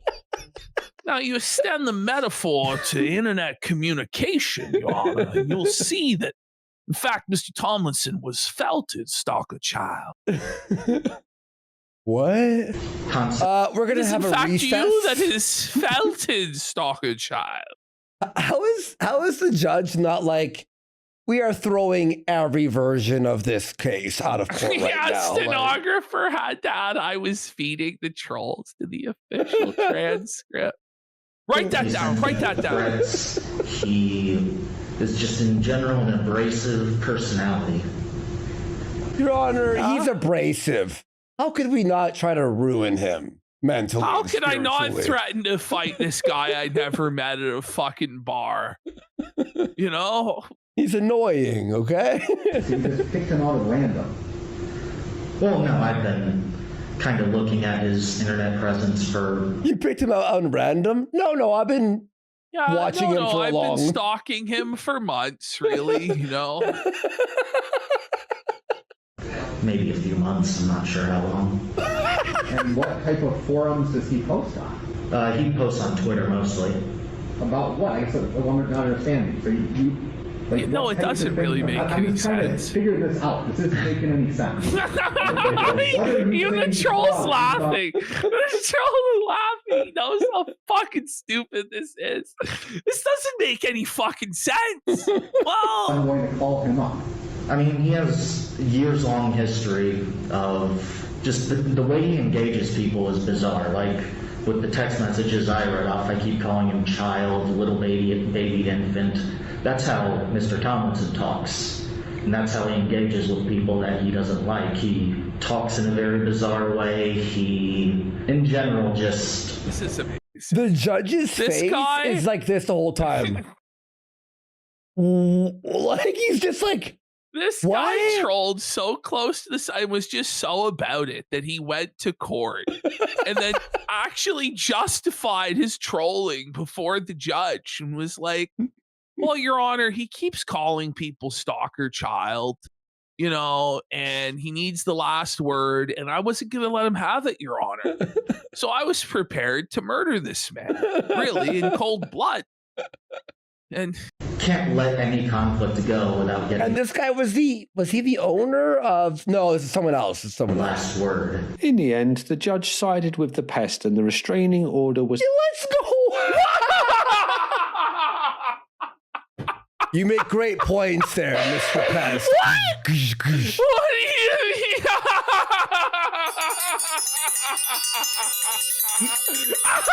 He's making some very good points there. No way! Declined, with the judge being quoted to say that this was one of the dumber things he has ever heard in court. All while no shit. Patrick is trying to... Like, he did explain himself well. Like, as well as you could, given the situation. Whereas Patrick was just a complete and utter fucking spastic. So yeah, the judge is going to side with the person who, although he's not totally normal, can at least present a veneer of normalcy. Like, well, also a big thing too, Ashton, was he lied right to the judge's fucking face. But he should have been like, yeah, I did text him back. He should have just said, yeah, I did do that. Argue with him. So stupid. That is not what occurred. That's what I interpret that text to mean. No, sir, that is not what occurred. Sir, that's what I interpret the text well, this to is mean. why you lost right here. Yeah, right here. Yeah. Again, well, I don't understand why you reach out and do this. This makes no sense. This is one of the, I'll be quite blunt, this is one of the dumber things I've heard in this courtroom. To some extent, what we really have here is a very limited contact. I don't like you. Do you want to fight? I'll kick your ass. Softwood pad. Accept the invitation. Yeah, you invited him to the bar. Honestly, Patrick had nothing to lose at this point and should have said, no, child judge. You're wrong, child. Imagine. No, child. That's not how it works. Sorry, child. Like, he should have. He should have, because he was fucked at this point anyway. Mind-numbing reason he comes here for the fight, which thank God doesn't happen. Sir, I did not invite him to come here. I did not invite to fight him. That did not occur. Sir, what you said was, is this I won't be autism? 911. I was so clinical and cold like a fucking robot. Like, what's wrong with him? Yeah, the way he is. Does anybody know what's actually wrong with this guy? Like, is it autism? Is it AUTISM? Autism? Is it NPD? Like, I don't know. He had already threatened me. I understand that. That is after he had already said he was going to come and confront me. I did not say I wanted to fight him. I think basically what happened is someone offered to fight, someone accepted the fight, and God, it didn't happen. No, that is not what occurred. On that limited basis, I'm not going to grant Judge Child. Based on what we have, I'm not going to grant this. Case is dismissed for that. Pretty much the exact same thing did happen again when a pest named Dan Mullin went to Hooligan. He put a picture of him holding his gun on Twitter? You can't do that, you fucking lunatic. That's insane, dude. You can't. And then call people like bar and posted photos of two dolls that By the way, we got Vagicarp goes, oh, Andy Child, do you prefer Final Fantasy VI or Final Fantasy VIII Stalker? Enjoy Prison Child. Honestly, and I can't choose.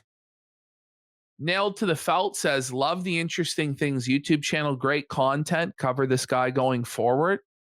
Yeah, I didn't realize that it would actually be this good. I just thought that this guy posted on Twitter and was like, child, but there's more to it than that. I love 6, but 8 is just a Kino vibe. I don't know. Continue. Look at this, Ash. Mullin went to Hooligan's bar and posted photos of two dolls that he had made in the same position as Pat's ex-wife sitting on the knee of What? Oh, that's funny. her future husband. Patrick again tried to get a restraining order with the judge again denying it. Things haven't been going very well for poor old Patrick. So wait, again? Back to the court? Is he insane? we decided that he needed to make a change and have a place on the internet away from the pests who were plaguing his every move. So he set up a blog about cars under the name Talk Wheeler. On this blog, he stated that his father was a travelling oil salesman and that his mother used to stitch he just creates like these fake backstories, like the compulsive liar. Okay.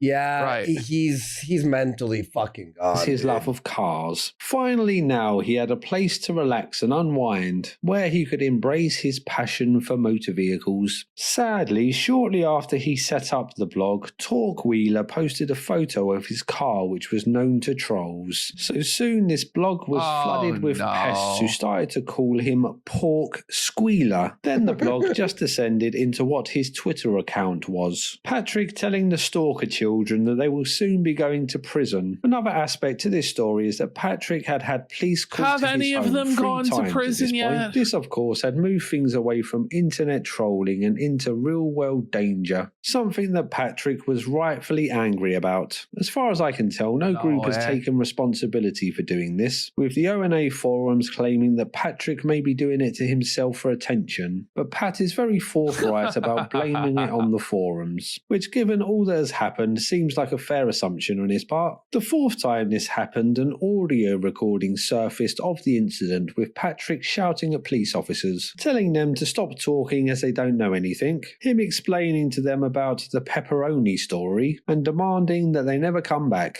The recording is pretty bad quality, but you can just about hear it all. I would never mention the pepperoni shit ever again in my life. Yeah. Why does he keep explaining that or like bringing that up? Like, it's fucking insane. Because none of you have listened in 3 goddamn years! What is happening? This is the audio of the like police up when he's screaming about the pepperoni story, I think. He's screaming at the police. Yeah. No, officer. In fact, it is you who will go to prison, stalker child. SWAT audio. So he's saying, I have stalkers.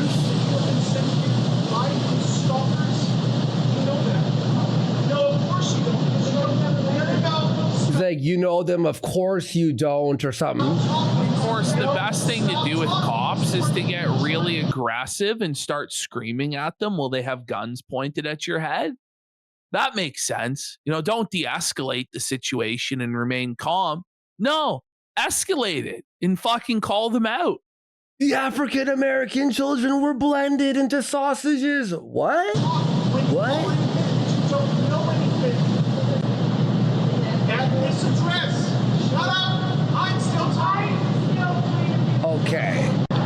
Telling the police to shut up that you're still talking is not the way. Shut your mouth, stalker child. It is my turn to speak now, officer, child.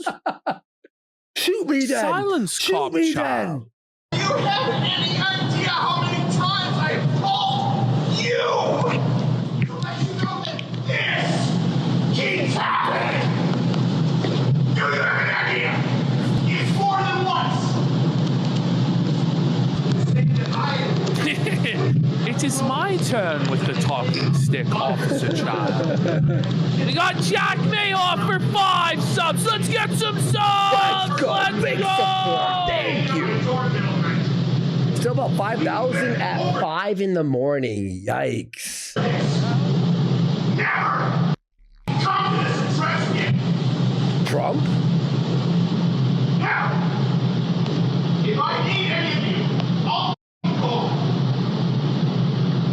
We've been over this. I've talked to dispatch. I've talked to your supervisors. I have talked to everyone. And you know what I was told at every point? Well, we don't handle that. You'll have to talk to this other person, talk to that other person. Well, I'm sorry, but we don't do that anymore. We don't take those kinds of calls anymore. Never! Hey, come here again, any of you. I'm serious. This isn't helping you. This is the 4th time. 4. You could have looked it up. It's in your notes. I know it is. Go back to your squad right now. Look it up. Do your minimum of your jobs. I mean, listen, I get it. Like, if you were swatted 4 fucking times. It's stressful and annoying. Yeah, of course. But this is obviously not the way to solve it. And in fact, this attitude that he's having is probably why they just kept kicking his fucking door in. Yeah. Like, well, it's retarded. Like the police, when I was swatted a bunch of times, they now know me because I was cool with them. I'm like, yeah, I had to explain everything, and then I'm like chill with them. You know, like you have to just be cool with the cops, and they'll remember. Oh, this guy was cool, and he's probably just fucking being swatted. JD Blutcher 2025 for 5 subs and Jerusalem with a sub. Because ultimately, like, the truth is clearly, right? No matter how fucking retarded this guy was, him getting swatted was wrong. Of course, and the police department did act fucking wrong in swatting him over and over and over again. But like, you can see like how it got there. But it is funny that it ended up with him getting paid out fat by the department. And that's really what should have happened. Yeah. Even though he's obviously an insane fucking lunatic, right? But departments are fucking retarded. For 5 subs. A big support. Let's go. 22G for a sub as well. But how do you not like 'cause I have a deal with the police when I get swatted, they phone me, right? Well, I think what it came down to is just that the police flat out didn't like him and were just enabling the abuse because he was a fucking retard and they just thought it was funny, which I know is like, it's far-fetched to believe that, but I think that that's actually what happened. That's fucking insane. That's crazy. Now, here in Canada, it's a lot different. When I was swatted, they don't break your door down. They don't hold guns to you. They literally just knock and go, is everything okay? We got a call that said you were going to blow up the neighborhood. Are you planning on blowing up the neighborhood? And you go, no. And you invite them in, show them your computer setup, and you move on. Yeah, I honestly, like, I don't know of anyone else that's had this issue in America either. True. Like, every single person I know of, I'm trying to think if I know of any examples where they acted like this and just constantly did this. Mm-hmm. And I don't think so. You know what I mean? Like the first time, like they might do this shit, but like the 4th, the 5th, the 10th fucking time. RCMP ski. You know? Listen, when you're swatted 7 times, eventually you need to figure something out with the cops. Boulevard is saying he only got actually swatted like 4 times, and the other times they did just knock. Okay. What? Okay, now this changes everything now.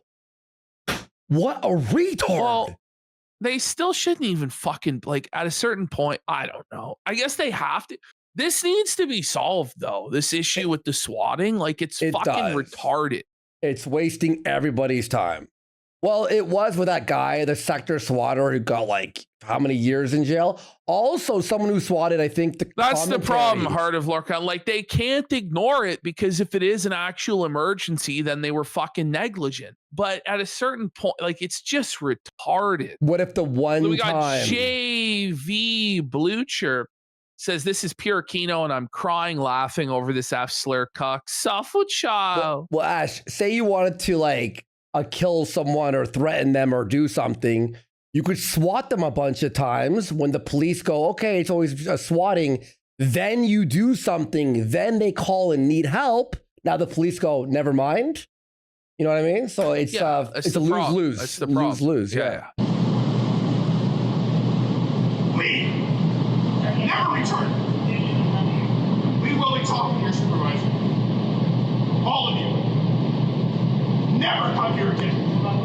The recording is pretty long and hard to understand due to the bad quality, so I cut a lot of it out, but at one point Pat explains to the police that he has been blamed for all kinds of crimes in the area, including burning down a local bar. From Patrick's side of things, he claims that the pests keep swatting him, but as far as I can tell at this stage it was more the police being called to do wellness checks or to investigate crimes rather than a SWAT team kicking down his door. But this did definitely start to happen later on in the story. There is video of him being restrained by a police during one of these fake calls, but I'm not too sure what time frame this is from, so I'll just include it here.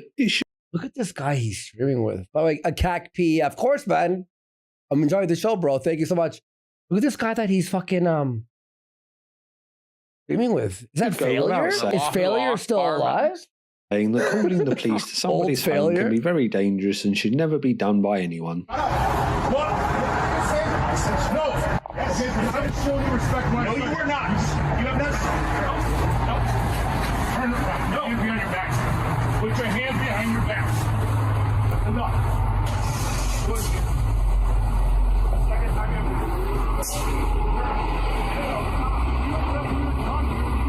Hey, I'm trying to explain it to you, but you're not being reasonable right now. Are not, okay?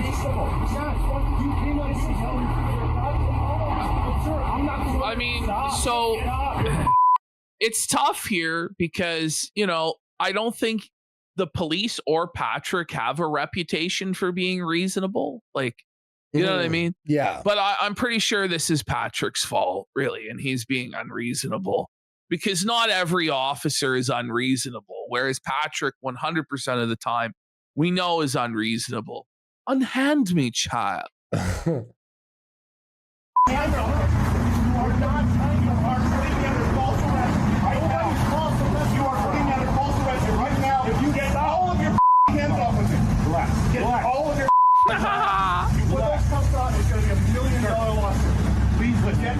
my God.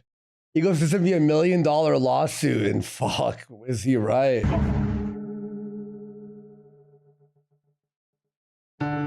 So he actually just going to take a quick break from the timeline to look at some of Patrick's more interesting tweets, as it's a big part of his story. He is on Twitter continuously fighting with pests day after day, week after week, year after year. Whatever the season, Patrick can be found calling people stalkers, children, or hoping that they enjoy a prison. I think it was around this time in the timeline that he stopped calling people children. I'm guessing that he realised how strange this sounded to onlookers. He has many trolls on Twitter. It's far creepy. more than I can list here, so I'm just going to go over a few that caught my eye. One of these accounts is called Patrick S. Toiletson and pretends to be Patrick's toilet, leading to Pat having to repeatedly tell his own toilet that is I've seen some things.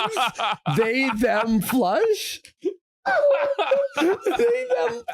going to prison. Another is called Patty Meatloaf, who pretends to be a female version of Patrick. Then we have Farty Tits Tomlinson, who just seems to post photos of Pat with cartoon farts on his chest. And of course, Patrick even feels the need to reply to this account by telling him that he's going to prison. Another one is No, it's because that's why it's funny. It's so fucking stupid. So what do? I just post him being farted on, okay?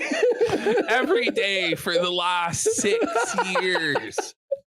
He's getting pooped on. Who pretends to be Pat's little brother and just posts silly things that Patrick always feels the need to answer to correct the record. Carl tweets, "Why wasn't arranging support and visitation the first thing you did after your child was born? What could have been more important, little sister? Such a failure of a woman. Enjoy frippery." To which Patrick replies, "That is the thing I did, stalker. I am not a woman, stalker, and you are not my little brother.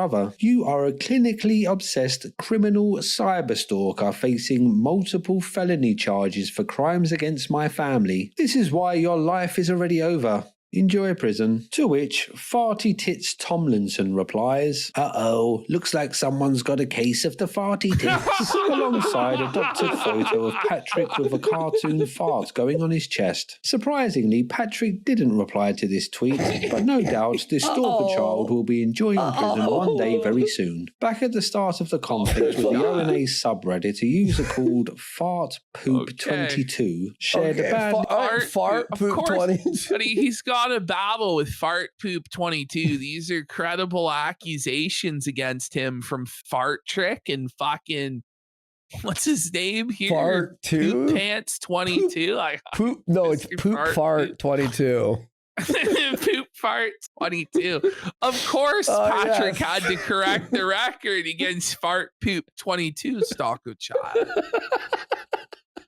A drawn picture of Patrick drowning in a pool of urine, but asking for more while a small penis dangled above him. It's like a fucking child drew it with fucking crayon. And you're like, "Officer Child, I'm under threat from the stalker children on the internet."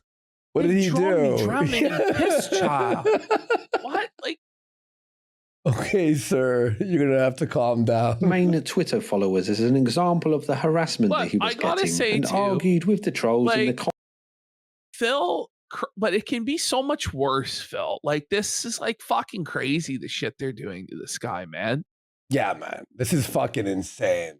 Comments of this picture. This inability to just... be fair, though, this is happening because he responds to everything. If he's not replied ever, This would be done 7 years ago. Like it'd It's be not like 4 just years that ago. he's responding. He's responding in like the craziest, funniest ways. Yeah, exactly. So, and he's like, yeah, try it. I dare you to try fucking. And we got Stealthy Geek for 5 That's him. subs. Look. Is it? Let's go. That's his Twitter user handle.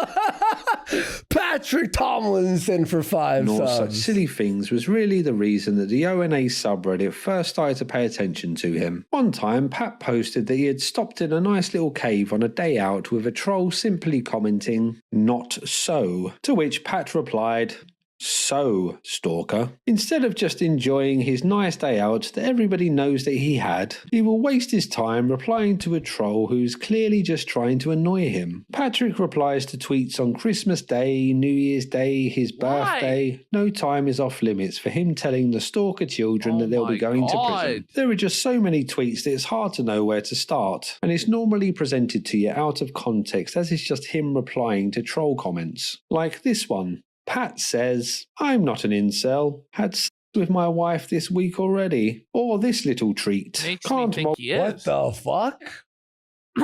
Multiply by 0, stalker. Enjoy prison. To which a user called Sci-Fi King replies, "You can actually be serious, can he?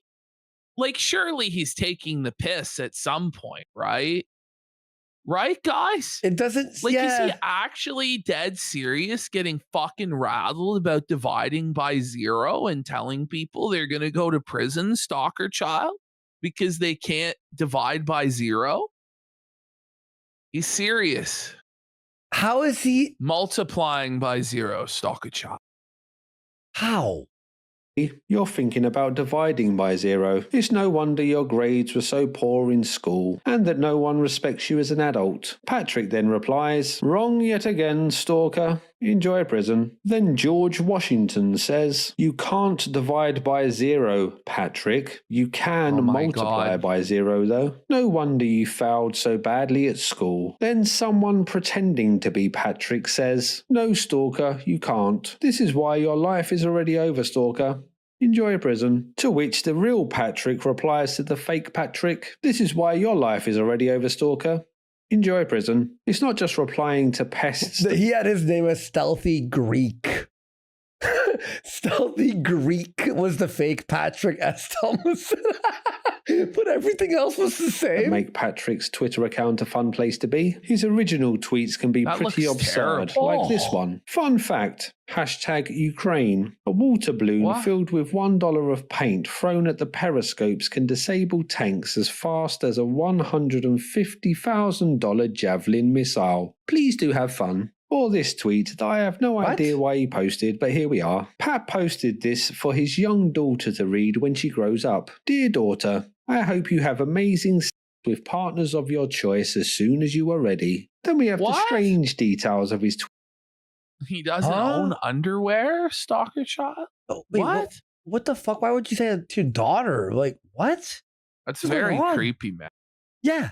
Weird. Twitter account, like he feels the need to make it very clear that he doesn't wear underwear. He does this with no prompting and just really likes to tell people about his lack of underwear. He also feels the need to keep telling people that his wife is a cis woman and not a lesbian, and that she loves the D and is available to him whenever he wants. Patrick suspiciously likes to make it very clear that he is not a homosexual with tweets like this. "I'm not closeted stalker. I am quite straight and quite happy and comfortable with myself, my sexuality, my masculinity, and Sounds my like cis it. female wife. Things you can't say about yourself." Which is So why he's homophobic?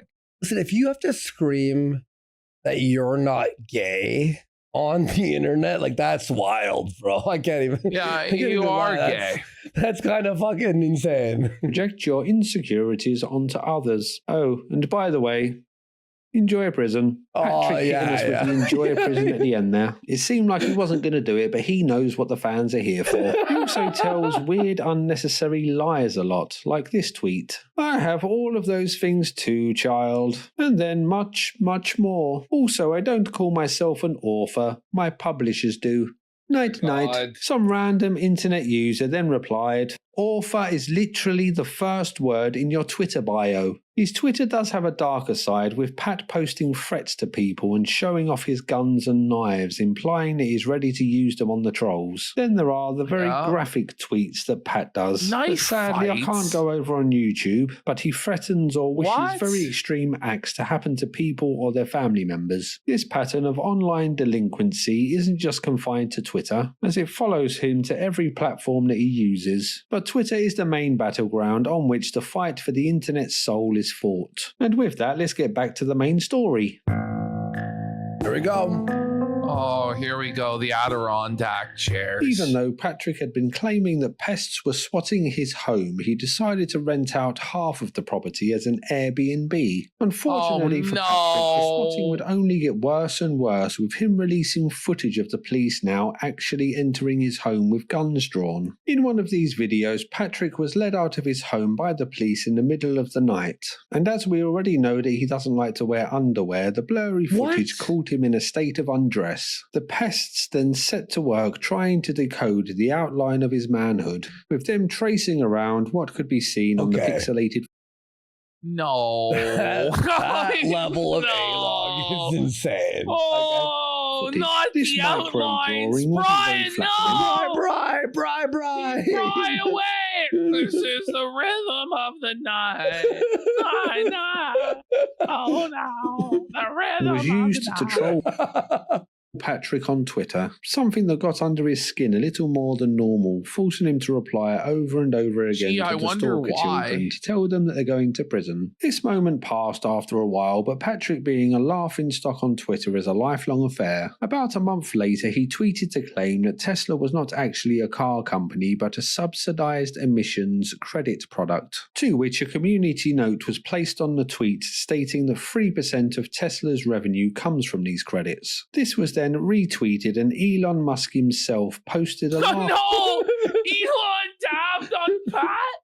No! Pat! How does this guy take these L's, man? From Elon How is this happening? Emoji on this retweet. He was then mocked by a new crowd of people who liked Elon Musk, with Patrick calling them children and stating that the community note was fake, having been put there by his cyber stalkers. The next thing of note was when ONA wanted to attack the Sci-Fi Writers Association for fraud, due to them claiming that the association used members' funds to pay for Patrick's lawsuit. The owner of Kiwi Farms didn't like this for some reason, so a civil war broke out, with ONA and Kiwi Farms both accusing the other of swatting Patrick. In March 2023, Patrick bought a water-resistant phone, then went swimming in the sea with the phone, which obviously broke it. So Pat began threatening to sue Samsung unless they replaced the phone due to him thinking there was fake advertising. In mid-2023... He swam with his phone in his pocket? Samsung? Because they said it was like waterproof, but they don't mean like you could swim with it. They mean like you could drop it for a second and you pick it up fast. Patrick went on a media piece. Look, it's water resistant, not proof. Appearing on NBC News, among other news outlets. In all of these appearances, Patrick's story was that he had now been swatted 42 times. The pests dispute this claim, stating that he is inflating the numbers, or that maybe he is swatting himself to get victim points. I honestly have no idea what the truth is. If it's 20 times or 42 times, like, it wasn't 42, it was actually 36 times. Is here, but Pat does have the quarter footage floundering says all of this guy's videos are great. Highly recommend checking others out. I'd also highly recommend everyone check out Rob's media too. Yes, link is right there, folks. On Kick, I've linked. Oh wait, actually, I'll have to we had someone else pin something, but yeah. Interesting things from around the world. Great channel. 4 or 5 times this has happened. Would recommend. Plus, with how much he is trolled, I'm inclined to believe his version of events. I'll link it in 2018, science fiction author Patrick Tomlinson posted a casual tweet. I simply said that I'd never personally found the comedian Norm Macdonald funny. It caught the attention of online harassers who began swatting Patrick and his wife Nikki at their Milwaukee home. Patrick and Nikki are still constantly harassed. They've been texting us during this interview. And their harassers use voice synthesizers and other technology to mask their identity. Maybe you should get a real job, then again, you'll be able to learn a trade in prison. He also appeared on many podcasts and radio shows around this time, pushing his message. The version of events that Patrick recounts in all of these appearances is that he was a normal guy just living a normal life when on one ill-fated day he posted a tweet to simply say that he doesn't find Norm Macdonald funny. Then out of nowhere, a group of deranged far-right extremists descended on him with the intention of making him end his own life. Nothing to do He with the states right that this is wing. a highly organised and well-funded, sinister international gang targeting him due to his political beliefs. He does also claim that the group is made up of jobless losers who live in their mum's basement. I don't think And on his Patrick Twitter, really he thinks has that- any political beliefs. He's just a fucking lunatic. Yeah. Really. Yeah. Because he opposes Vladimir Putin, the whole thing is a Russian-backed operation to try and bring him down. So it's a little hard to figure out exactly what he believes. Oh my god. I was tricked by the past. It was a fake, and it was okay. He put like a note here on So the it's post become indistinguishable, you know, between like fantasy and reality. Like the trolls pretending to be him and Patrick himself. Patrick is so insane and over the top that even the trolls, it's hard to parody. Really. That makes sense. Funny. That's really fucking funny. Backed operation to try and bring him down. So it's a little hard to figure out exactly what he believes when it comes to the trolls. In all of these interviews, Patrick paints the situation as him minding his own business when all of a sudden he was just flooded with vile trolls out of nowhere, and that he would only respond to them when they lied about him. I'm a 40-year-old science fiction writer living in Milwaukee, Wisconsin. We got sketch enjoy the 510 Packers, for motorcycles, five. building models and shooting guns. So Do you ever, like, does he really sell enough of these books to survive and make a living? That's wild to me. So he actually, like, is he successful? Like, I mean, you're saying no. Well, but like, he looks like he has a house. And he's got like a wife. Well, how does he make a living? Does he work? They stop publishing him. He sells insurance. Right. Okay. Okay. And it's stand up. Remember, he does stand up. To any of the I'm just kidding. He doesn't get paid from stand up. harassment on it's his Twitter or mother-in-law's on Reddit or anything like that. See, I never reached out to any of them. These are terrible people and they're all criminals. They deserve to be in prison. But I would always respond when they would lie about me or lie about my family. That doesn't get to stand. You don't get to go out and slander and libel me without someone there to correct the record. Absolutely not. One of these stalkers. What? Oh my God. Well, it's just like, bro, it would get like some fucking guy with no followers. It doesn't matter. Yeah. But as soon as you respond to it, then everybody sees your response and then you draw attention to it. Like, and then it's like, why would you defend that if it's not true or give that attention or whatever the fuck? And then you're in a battle. It's really back and forth. It's really not over. hard. It shouldn't be hard to understand. Apparently, it's tough for some people. Had created a fake Craigslist ad that they put up in the local Milwaukee Craigslist. He's still on this for 5 years later? Like, dude, move on. In the free section, using my name, using my telephone number, using my real home address, and claiming that I was giving away free sausage to homeless people, which I had made out of the bodies of African-American children that I had kidnapped and ground up into pepperoni in my basement. But the only responding I ever And he made has to any say of that not was to just correct children, but every time African-American children. That makes it far right, you know? Like, it's the far right. But you know that fucking troll just is so happy. Like dude, he's it's just like years of content. Like it's just never ended. Like that troll's fucking juiced. During this media blitz, a radio show called The Big John Holwell Show covered his story without Patrick appearing, so a week later a pest pretending to be Patrick called into the show. And wait, did you hear this? Listen. Called what? Listen. And that was it. During this media blitz, a radio show called The Big John Holwell Show covered his story without Patrick appearing, so a week later a pest pretending to be Patrick called into the show and gave an interview where he took the opportunity to air some details about Patrick's life that Pat would rather not be in the public domain. Patrick, welcome to Double DL. You heard us talking about you on Friday? Yeah, I did. This guy doesn't sound anything like Patrick. There was just no vetting, no due diligence whatsoever. Yeah, this guy says he's Pat. Bring him on. Great. It's a slow day. Who gives a fuck? Bring him on. You guys talking about this story, and I thought maybe that I'd try to tell you the full story. The tweet was 9/11. 2018, and I've gotten texts, calls, harassments every single day since then. Okay, acting normal. It turns out that there's this group of people called the Pests. They got their start in radio from the Opie and Anthony show. I don't know if you've heard of that before. Indianapolis, yeah, I've heard of them. Okay, they were big in the early 2000s. They used to have these guys called the Pests, and they would attack radio hosts. Well, it turns out that Opie and Anthony ended, but the Pests are still there. Boy. Patrick, you can't change history, but could you perhaps reevaluate your thoughts on Norm Macdonald, or is that off? Could you just reevaluate? Like, you're clearly wrong about Norm. So maybe just reevaluate your thoughts on him and people will leave you alone, Pat.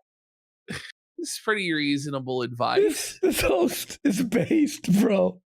By the way, importer exporter says Cryptic Web Chronicles on YouTube breaks individual Patrick arcs down into episodes of greatest hits. Okay. Oh, what link is that? What was the channel? Cryptic Web Chronicles. All right, I'm gonna link that for myself in our group chat so we can save that. Because this is actually really interesting. I get why people fucking love this shit. All right, I'm gonna put it in our chat here. Lose it. All right. The deadliest Airbnb I don't really. in America. I think it's kind of gone past Norm at this point. You know, these people have dug into my entire life. They found out my pregnant wife left me for my neighbor years ago. Oh, no. To harass me just because I signed away the rights to my daughter. They even went to my high school and got my transcripts and found out that I had a 1.7 GPA in high school. What are you planning on doing going forward? Oh, well, I belong to a sci-fi group called the SFWA, and they loaned me $100,000 to try to sue these people. When we went to court, I read that. Yeah, I read that the website wouldn't divulge who was posting. Yeah, that was a dead end for you. I remember that. Right. So now I owe these people $40,000 of money I don't have. I would say if you're within the sound of my voice and you're part of these wacky funsters that prey on Patrick, let it go. It's not funny anymore. Patrick, thank you for calling in. This guy has the power. Big John. Big John's going to stop the trolls, bro. You're going to listen to Big John. You have to go. But best of luck to you in your future publishing efforts as well. You gotta go. Thanks for taking the time to talk to me. One of the podcasts that covered this story was called The Pretend Podcast, who did many episodes breaking down the events. This podcast wanted to cover the story fairly, so firstly spoke to Patrick, with Pat being very happy with the coverage that he got. Then the host made the mistake of interviewing a pest named Dan Mullin, who gave the ONA side of the story. This outraged Patrick, as to him there is only one side of the story, so he began to attack the podcast host on Twitter, and this was where his media blitz ended. So he skulked back to the shadows on Twitter and Blue Sky. While all of this was going on, the owner of ONA Forums filed a motion against Patrick to hold him in contempt of court due to him not paying the debt that he owed. Despite this, Pat was still adamant that he was not going to pay these wicked trolls and blamed his lawyer in the original case for not giving him the correct advice. Another court date was set, and this time Patrick was going to win. As there is only one side to this story, surely the court would listen to what he had to say and find out that this was all just one big mistake. Patrick assembled a crack new team of lawyers to fight his case. Then when the date finally arrived, he just agreed to pay Quasi the amount he was due. And that was the end of that. Pat was still getting great information from his contacts on the inside, so found out one of the main trolls' names. The pest's username was Boomia, but his real name was actually Robert Prongay Jr. So Patrick posted this massive disclosure on Twitter in order to dox the man. That had been the bane of his life for such a long time. Alongside his name, this shadowy contact also gave him Robert's family history. So Robert was a man in his 50s and a father of 4, whose father was called Robert Mr. Softy Prongay Sr. He got the nickname Mr. Softy. There's no way this is real. Like, he fell for this. What a fucking retard, bro. He didn't think about it for even 2 fucking seconds. Oh my As he was an infamous hitman with links to the mob. While doing his hitman duties, he drove an ice cream truck and kept bodies in the freezer so that police found it hard. It's like a movie. This is actually like a classic, like traditional lolcow. This guy, like the Chris Chan mold and model. This is wild. I didn't think they made fuckers like this guy anymore, man. Like, the hitman used to kill people and hide the bodies in the ice cream truck. To date the time of death. Mr. Softy was sadly killed by another ice cream truck driving hitman named the Iceman, who had a movie made about him. Patrick proudly posted this to his Twitter account, accompanied with a photo of Boomia. The photo was in fact of an actor from the hit TV show The Sopranos. Remember that Patrick claims to You meant Boardwalk Empire, rather. Yeah. That's what have an IQ of 140. It then seems that Pat did in fact pay Quasi the amount of $41,848.87, but still owed him much more due to all of the interest that had been accumulated on the debt. In October 2023, a massive milestone was reached. Patrick posted his 200,000th tweet. This tweet read, "Your life is already over, stalker. Enjoy prison." The next thing of note in the story happened. That's fucking crazy. How many tweets is that a day? Because there's only 365 days in a fucking year.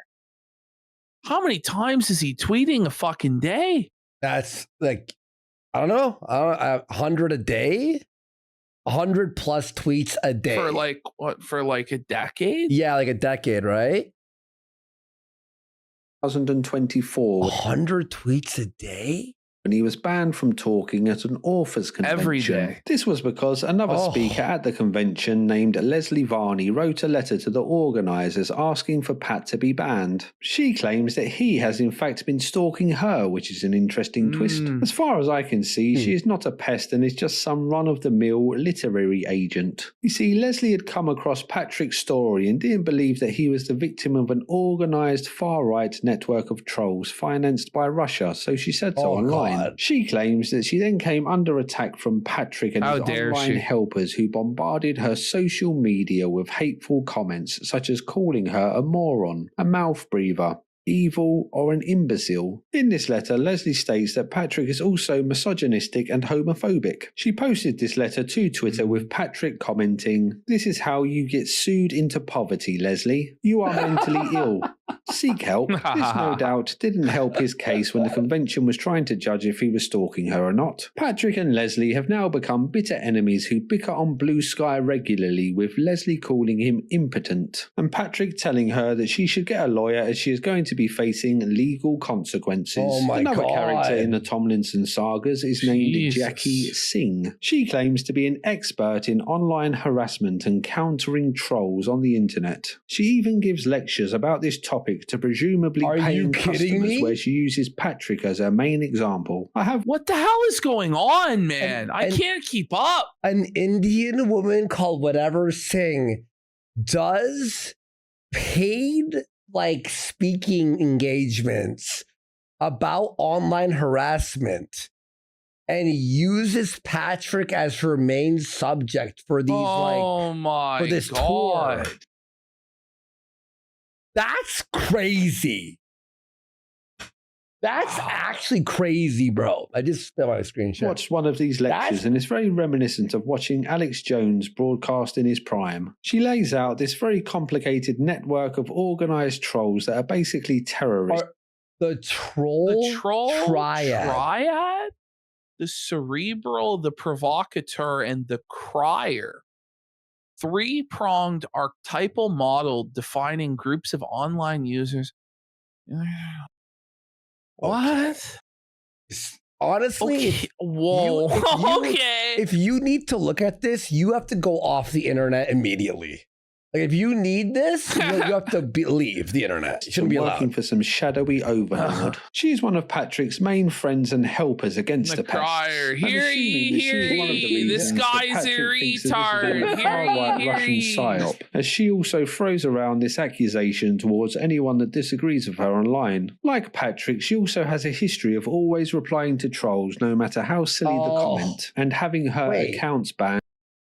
Wait, she does trolling engagements, but then gets felted by trolls? What? And for threatening people. Even though she claims to be an expert on the topic of internet trolling, she too reposted the claim about Robert Prongay Jr. I see her says only possible on Solana on her laptop. So short Solana, don't fucking buy it. You know, obviously that crypto's going into the fucking toilet.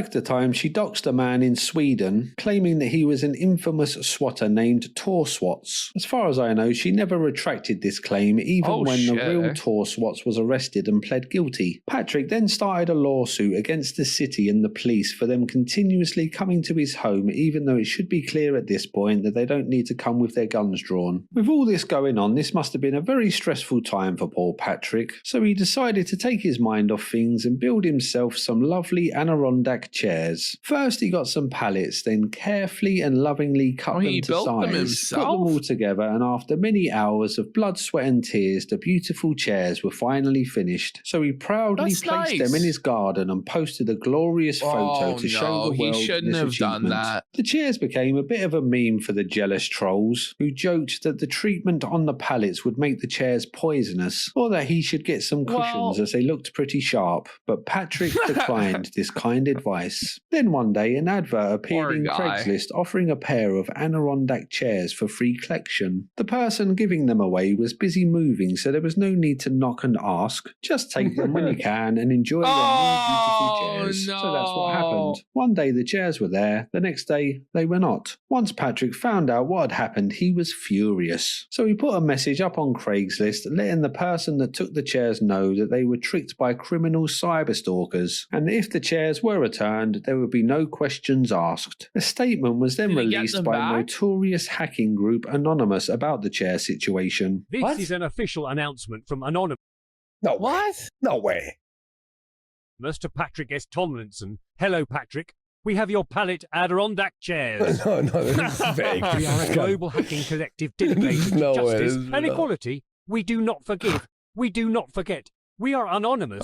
We are legion. Expect us. If you ever want to see your chairs again, you must denounce the state of Israel and the genocide of Gazans, apologize to your daughter for abandoning her, and also buy her a new iPad to show solidarity with Palestine. Your chairs are currently unharmed and being held at a safe house. You have 24 hours. After that, is Patrick going to respond to this like it's real? Putting them in a wood chipper every hour until payment, until the chairs are destroyed. It says this video is satire.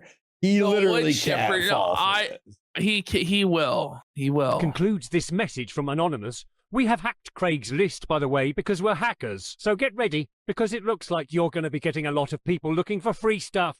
And also, tomorrow a pool guy is coming by, even though you don't have a pool. The chairs were later returned to him, apparently with an apology card attached, which Rick thought was a lovely touch. More adverts started to appear on Craigslist, offering the bricks that he used. Oh my god. Bricks for the fucking... Don't take his fucking fire bricks! You bastards! Leave him alone! That's actually fucking unhinged, bro. for a fireplace in his garden. So Patrick replied to this advert to let the random people viewing it know that it was a fake trick by clinically upset criminal cyberstalkers. Patrick then claimed that pests had thrown a tin of paint at his car, with him making sure to point out that they were criminal cyberstalkers, and that these are the people that Leslie Varney is siding with. People soon started to suspect that something was a little off about this claim, as Patrick had released footage of people taking his chairs, so we know that he had cameras. Yeah, wouldn't you show the video of your paint hitting your car? Come on. Pointing at his car, but he didn't release the footage of the paint attack. They also pointed out that the paint splatter wasn't what you would expect from something being thrown hard, but more consistent with a tin of paint being gently dropped. Plus, none of the paint had actually gone in his car. Pests claim that this was done by Patrick for sympathy. I'm not too sure what the truth is. What I do know is that the chairs were taken for a second time, this time by a charity, but they were returned shortly afterwards. Then they were taken a third time by the Salvation Army. At least he's getting his fucking chairs back.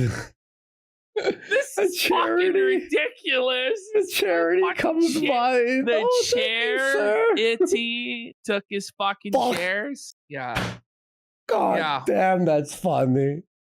Luckily, Patrick intercepted them as this documentary is fucking incredible. Being loaded. As far as I know, Patrick won the Great Chair Wars, and they still reside in his garden. But he did later post about a bold squirrel that keeps stealing his tomatoes and eating them on the chair, making them all dirty. It has not yet been confirmed if this squirrel is a criminal cyberstalker.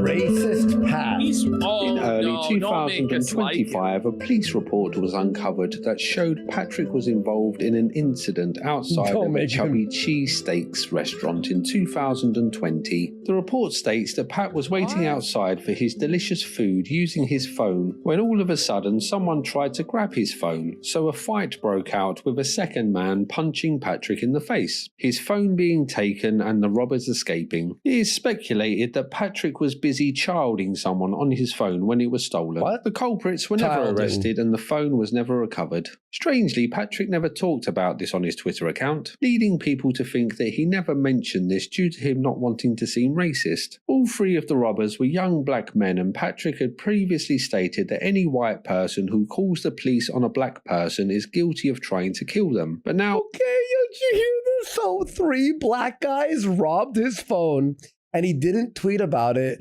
because previously he has said that if you call the police on black people who rob you, you're trying to get them killed. Right. So we have a big time cuckold alert. Buddy. The cuckold alert! Cuckold alert! No, it is the stealing bike meme. But they were happier to steal it than I was sad to have it stolen.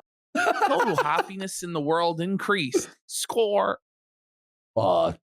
Well, here he was calling the police on 3 young black men. Another theory is that Pat likes to frame himself as an actual real-life tough guy, so didn't want to admit that he had been beaten up and robbed, as this would shatter the illusion of him being the real-life Steven Seagal. A short time later, things got worse for Patrick when his internet nemesis Boomia posted photos from inside Pat's Airbnb. Boomia had stayed there and left a photo of the Sopranos actor as proof for Patrick. Boomia also claims to have left stains in Patrick's toilet which Pat would have cleaned, leading to a popular meme for the pests of Pat as a pig maid cleaning a toilet. Another troll has stayed at the Airbnb taking a video from inside and discovering that a kitchen knife Pat once used in a photo, kind of threatening trolls, is at the Airbnb for customers to use. In his photo, Patrick had this knife stuffed down the back of his trousers, touching his bum cheeks. In February 2025, Pat would again reach a whole new group of people when he posted to Blue we're Sky. just touching the tip of the iceberg at this point, though. Like, this is just the surface. Like,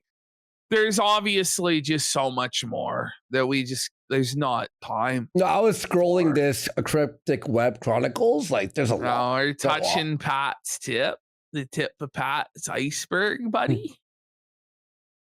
Why do we only shoot the good Kennedys? Insinuating that someone should take a shot at RFK. This post got a lot of pushback, with people saying that it's not funny even if it is a joke, and Patrick replying to confirm that it was not a joke. The Blue Sky post was then picked up by account. Jesus Christ, like, don't don't joke about someone murdering him. He's like, I wasn't joking. What are you talking about? That's what are you talking it's about? Like Libs of Blue Sky, propelling Pat to a new anti-woke audience. Patrick had been trying to move over to Blue Sky for some time now to escape what he calls the far-right racists on Twitter. But sadly for him, Blue Sky would turn out to be an even more hostile environment, as he was exposed for being a racist himself. You see, a while back, someone pretending to be Patrick had left a bad review on a black woman's book using... No way! What? They all turned on him on Blue Sky because he reviewed a black chick's book negatively.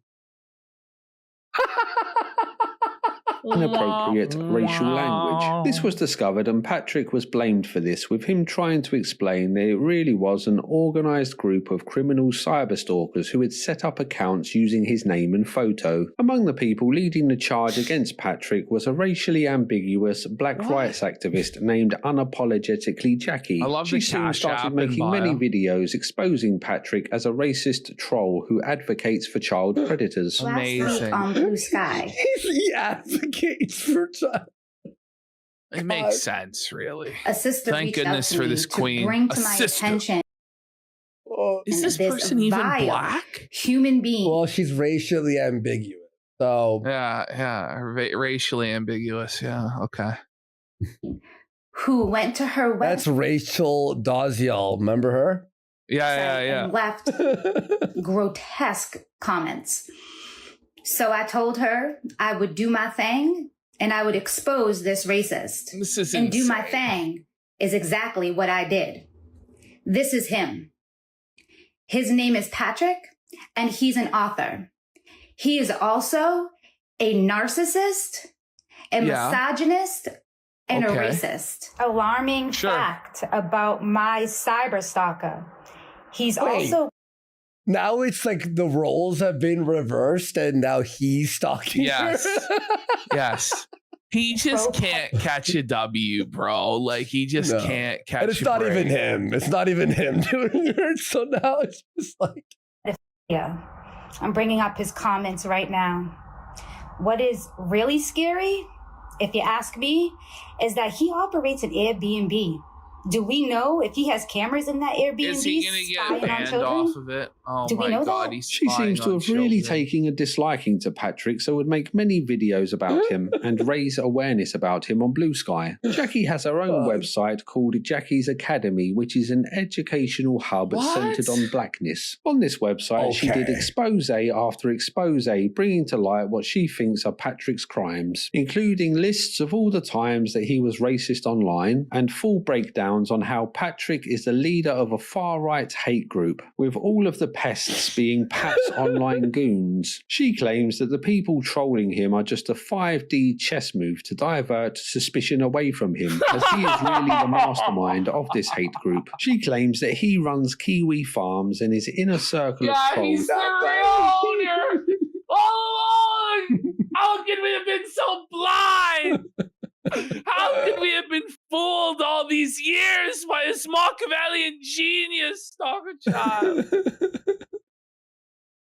Are called ball washers. Oh my It would be a God. very interesting twist if Patrick turned out to be the mastermind of all of this. But sadly, I don't think that this is the case. She thinks that Patrick has a master plan to target the black and brown community with a dangerous Airbnb scheme. I'm guessing the pests have been feeding this woman fake information. Plus, they attack Jackie, pretending to be pro-Patrick in order to make her think that Patrick is the Oh my leader of the God. pests. Jackie has repeatedly called for people to take action against Patrick and is in part responsible for over 1,000 people blocking Patrick on Blue Sky. In some of her exposés, Jackie does raise some good questions though. Like, if Patrick is being swatted so much, why would he rent out part of his property on Airbnb? As this doesn't seem like a safe thing to do, or the fact that none of his Airbnb reviews mention swatting. Pat has tried over and over again to explain the situation to her, and even tried swapping the victim narrative around by claiming that she is putting his family at risk by doxing his address. But Jackie counters this by stating that being a victim of swatting does not exempt you from being racist, and that she has never read a news article about Patrick that mentions people pretending to be him online so that they could be racist. Therefore, it is not true. When I first came across this part, I just assumed that Jackie was a pest and that the whole thing was an elaborate troll scheme of some kind. But that doesn't seem to be the case, as I've checked her out, and she is who she says she is, so it looks like Patrick can now add black activists to his list of enemies. As all of this was going on, Patrick's birthday came, and the pests made a happy birthday video for him where they pretended to be his daughter. It's Annabelle. I baked you a cake.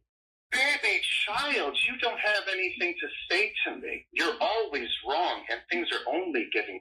Daddy, I know you want to be here in person. So if I ever do any see of them in person, it will turn out very quickly and very poorly for all of them. And so they're saying he's never met this daughter? Is that true? He's never met the daughter? The wife left him while she was pregnant for the guy who cucked him in that photo. Yeah, but you'd figure he'd have visitation rights because it's his kid.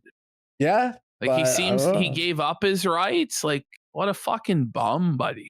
Probably. Yes, child. Daddy, I baked you a cake and wanted to wish you a happy birthday. Happy birthday to you. What the fuck is going on? Happy birthday to you.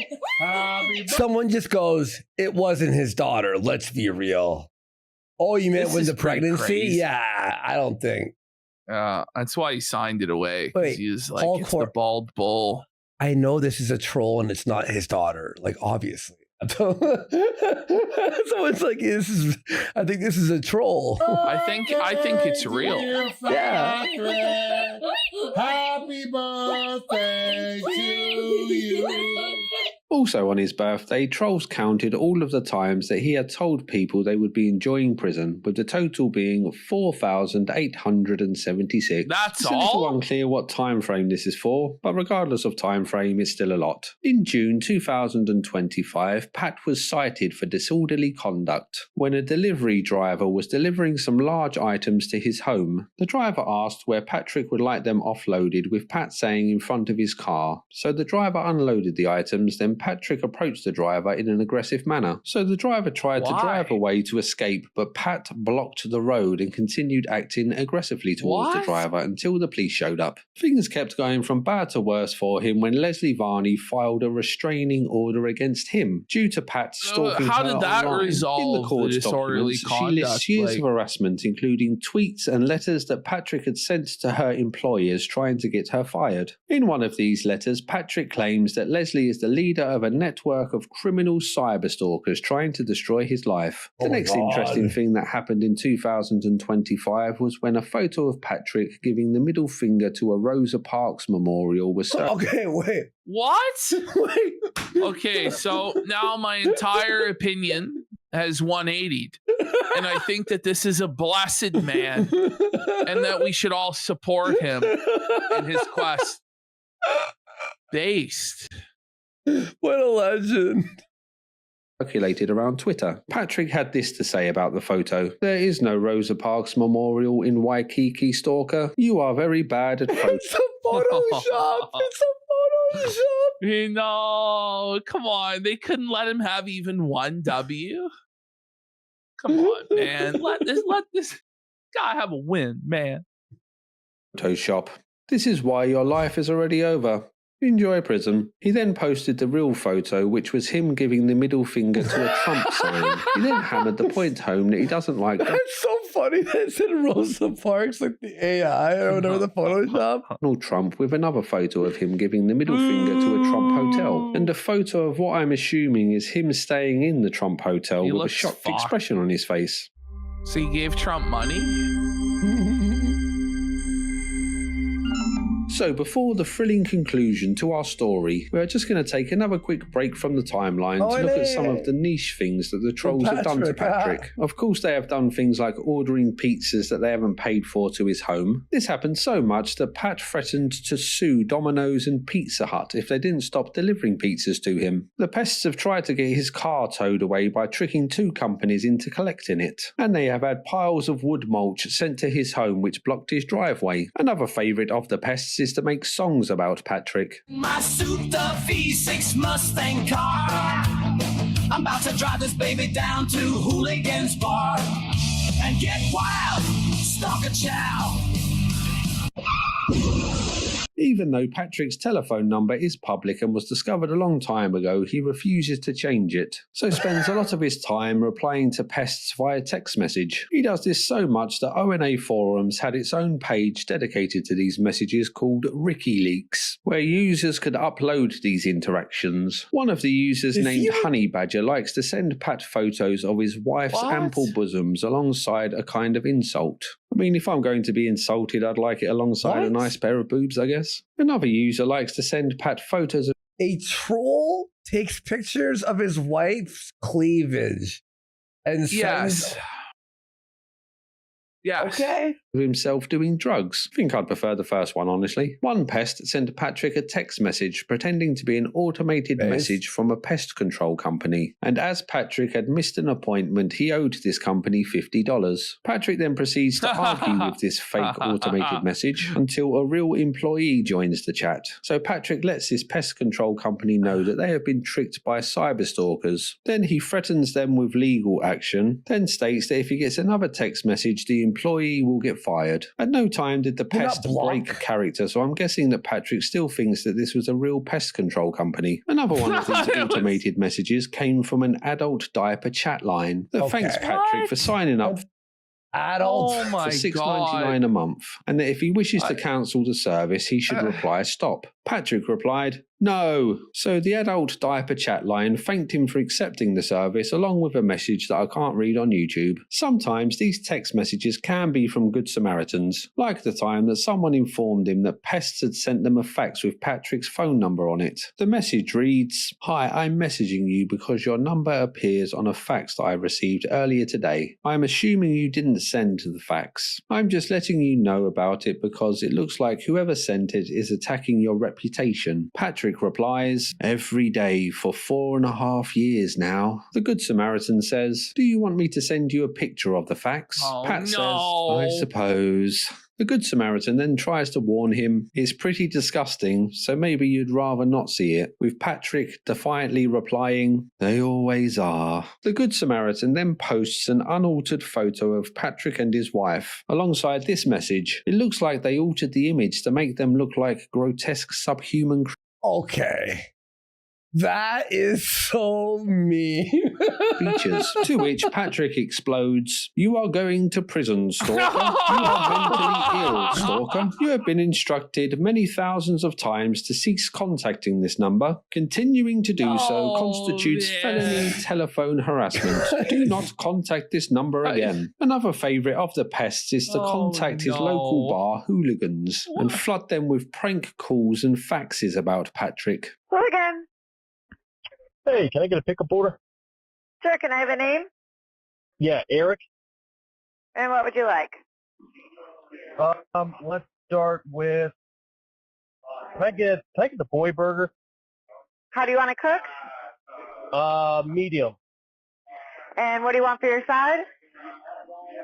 You guys have crinkle fries? We have regular fries, or for $2 more, waffle fries or tater tots. $50 more for waffle fries. Anything else? Oh, wait, it wasn't 50. Or tater tots. Fries. We have regular fries, or for $2 more, waffle fries or tater tots. Two waffle fries sounds great. Anything else? Yeah, how about some jalapeno poppers? We don't have jalapeno poppers. Oh, darn. Okay. What about the, can I do mix and match chicken tenders? We have chicken tenders, and it comes with a side of fries. Yeah, that's perfect. And then what kind of dipping sauce do you want for those? How will this end? How about ranch and blue cheese? Do you want any other sauce, like barbecue or anything? It sounds like me ordering something. Like this is like when I was at the ranch and the blue cheese. Where is this going? Yeah, what the fuck? No, I think ranch and blue cheese is good. Ranch and blue cheese. Anything else? Yeah, you guys banned Patrick Tomlinson? Oh, God. Oh, God. Patrick has now been banned from hooligans, but I'm not too sure how true these are. A big fuck. joke for the pests is that they say that Yeah, that's fucking queer. Like, that's lame as fuck. To be Like, fair, if though, you're gonna, you can't tell people what bar you hang out with and then threaten them and then go, no, here's a like gun obvious. and shit. Yeah. Like, it's wrong. I think the biggest still, problem. of course. No, I think the biggest problem is just it wasn't funny. Yeah, that's the biggest problem. Yeah.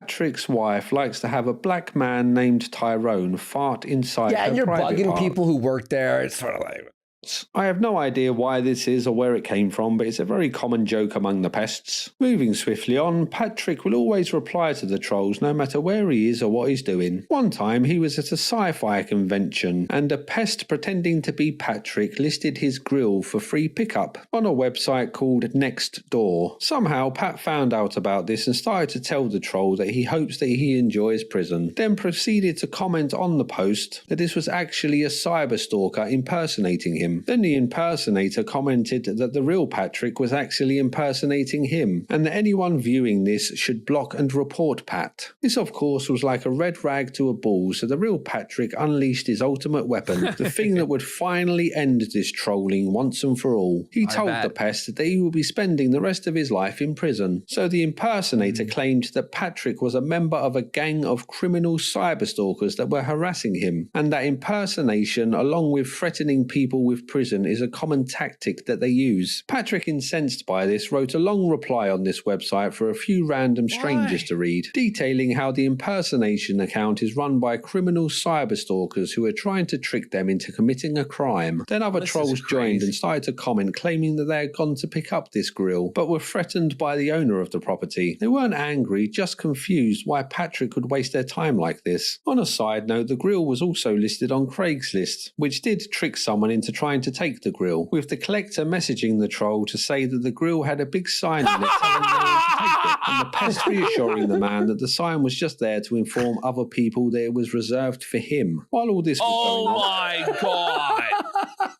Oh man! Pat was also getting trolled at the sci-fi convention, with pests taking secret photos of him and calling pizzas to the room that he was giving his speech in. The last thing on this topic I'll mention is that given how much Patrick tweets, you would expect him to make a few mistakes. It happens to all of us every now and again. Sometimes we'll write the wrong word or misspell something, but when Patrick does this, it turns into a meme that will haunt his very existence for years afterwards. Like the time that he wrote, "Wasn't convicted of anything, stalker. Yum and Koki your future. Enjoy prison." Yum and Koki was then used by the pests as an in-joke for many years afterwards, and much fun was had by all, except Patrick. Hey Pat, it's Roger Stone. Yeah, I hear you're a demented libtard and you hate my guts. Here's the problem. You see, people online who say you're, I don't know, fat, that's called free speech. The kind you liberals hate. You're not going to win that lawsuit, and guess what? I'm not in prison, so have a nice day.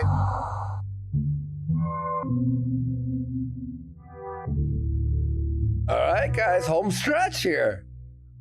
At the beginning of 2026, Patrick started to tweet talking about how he finds the different platforms he uses. The three main ones being Twitter, Blue Sky, and Threads. In this, he compares how the same post that he made about ICE deportations performed on all three platforms, with him concluding that Blue Sky was not a sustainable platform due to him not getting much interaction. This enraged a lot of the Blue Sky users, with many of them arguing with Pat that he doesn't understand the point of Blue Sky. Ironically, this post was one of the most interacted with posts that he had done on Blue Sky. I'm guessing the reason that he doesn't get much interaction on this platform would be because Pat is one of the most blocked people that uses Blue Sky. You see, this website has open source data on who gets blocked, and Patrick once tops the chart of the most blocked people on the website within a 24-hour period, getting blocked 2,000 times. In March 2026, he launched an app where people could catalogue non-alcoholic cocktails. Surprisingly, given that Patrick is a super genius who has been relentlessly trolled for years, he thought that this app would just be left alone by the pests. It wasn't. Let's take a look at some of the tasty recipes that the pests have uploaded to this app. The Daughter Abandoner. The key is to make it so over-the-top alcoholic and sweet that you need to get up and abandon it immediately. Ingredients: pepperoni, vodka, and grenadine. The Fat Pat. The description is simply, the bartender will prepare my fruity drink, child. It's the minimum of his job. Ingredients, sugar, pork, more sugar. Nikki's Gassy Lassie. Instructions. Line the rim of the glass with crushed flaming hot Cheetos and kosher salt for an extra kick to the cooter. Ingredients. Pepto-Bismol. Active dry yeast, African rum, and grape soda. There are many more of these that are a bit too graphic for YouTube, but I'm sure you get the idea. In his infinite wisdom, Patrick also allowed people to upload photos to go along with these mocktails, which again are a bit too much for YouTube, but I'm sure you can guess what kind of photos he uploaded. Sadly, Patrick didn't quite get the response on this app that he had hoped for, so began begging people on Twitter to go over and leave real reviews. Unfortunately, he didn't have much luck with this. As you may have deduced from the Adirondack chairs, Patrick considers himself a bit of a handyman and has recently completed a decked balcony on his home, with him proudly posting this achievement to the internet. The pests then set about dissecting everything wrong with this balcony, including it being crooked and the handrails not lining up correctly.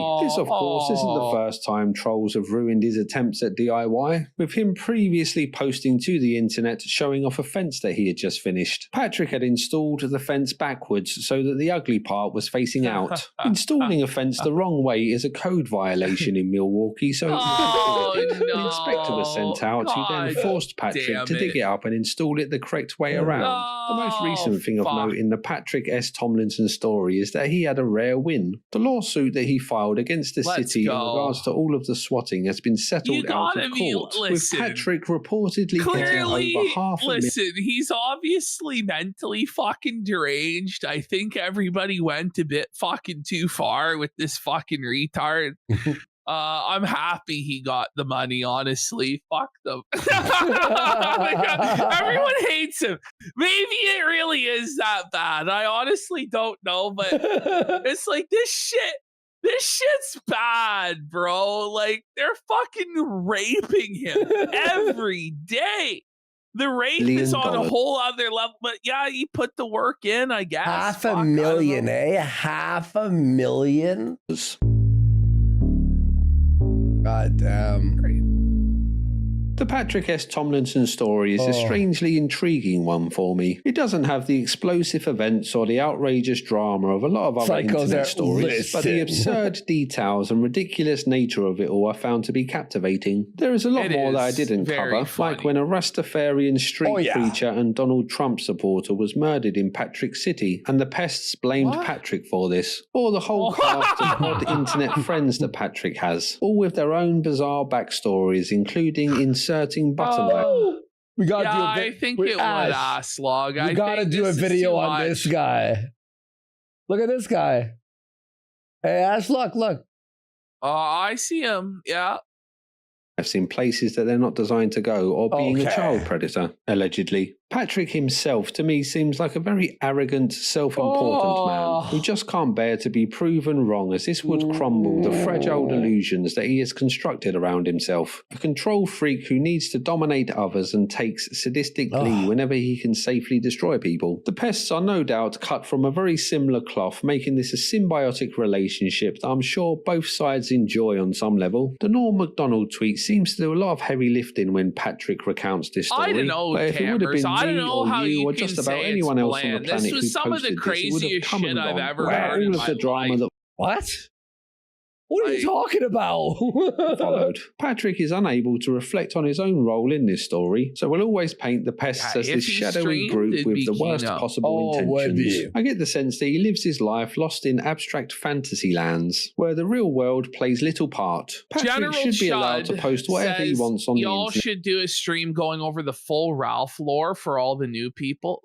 That wouldn't be a stream. That would be like 10 or 20 streams. And it's just, I don't. It would take so long, and there's no way to do it, and nobody wants Ralph. Like, no one wants Ralph. Also, what we're gonna go through everything and present, like, no. Maybe one day, but I don't know. We got Taco Lunchbook. When he dies, yeah, when he dies, we'll do it. We've got Taco Lunchbook Car says, nah, fuck this guy and fuck his chairs. He deserves everything he gets.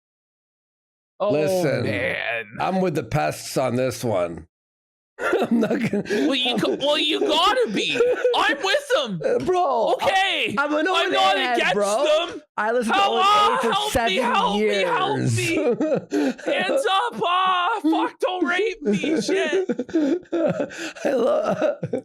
And not get harassed. But unfortunately for him, this is not the real world. In the same way that if I walk into a crime-ridden area with lots of expensive jewelry on, I have the right not to get robbed. But this is not how reality I was like I was part of that group. Well, I didn't like do any trolling like this, but I was like an O&A fan, and we'd all like make fun of people on their Facebook page and shit, like radio shows during Jocktober. So we need to react accordingly. If you were in there, this you were fight, the there. pests have all the advantages. So the 140 IQ thing to do would be to not get into a fight that you could never win. But for Patrick, he can't allow these lesser beings a victory. So he is left to scream impotently at them that they will be going to prison for the rest of their lives. As far as I know, not one single pest has ever been to prison for harassing Patrick. I've tried to stick to the things that are true in this story, but it's a very hard topic to research due to the amount of in-jokes and troll information spread about Patrick. So sorry if I got anything wrong. I tried my best. Thanks to a channel called Cryptic Web Chronicles, who has a lot more detailed information on this story. So if you want a deeper dive, go and check that. Hang on. A shed nerd. I was in Opie's chat, like 3 months ago, felting that Jewish guy he does the show with. Telling Opie to fire him. Streams, yeah, to 10 people, and I was. I was convincing Opie to fire his co-host. Live streamers. Yeah, was he talking shit about live streamers, saying they make no money and like da da da da? Was that him? No. Who was that? It wasn't him. It was. No, that was Stuttering John. Stuttering John, yeah. I don't know anything about Stuttering John. That was Stuttering John. That's Opie's crowdfunding his dental work for $2,000 right now. Mind you, Ashton, he owns like 3 properties in New York, and he's raising money now. What? We should A-log him. Like Ron, the waiter, his co-host, is a yapper. Like, fuck. I think I'm okay with never touching Opie and Anthony or anything associated with them for the rest of my life after watching this. I think I'm good, to be honest. No, Hulk Horn, Ron, not from Ron and Fez. No, it's a new guy, Ron the waiter. Or there is a Kiwi Farms thread that was very helpful as well. But honestly, that thread is pretty long, so I didn't end up using it too much. Also, thanks to all of the people that recommended that I check out the Patrick story. It was more entertaining than I expected. Patrick himself is far from the worst person. No, buddy, I want to keep my Adirondack chairs away from the internet. I don't and live want a happy my and prosperous life. Adirondack chairs to be taken, buddy. That'd be tough. Of course, everyone go on Adirondack list. I've linked him here. Interesting stuff from around the world. And also he did a video on the DSP lore, does all these documentaries and shit. And it's really good. He's an amazing channel. So what a good peek into Patrick Tomlinson. All right, guys, that's going to do it for us. We'll be back Wednesday for Canada Day. We'll see you then. Peace.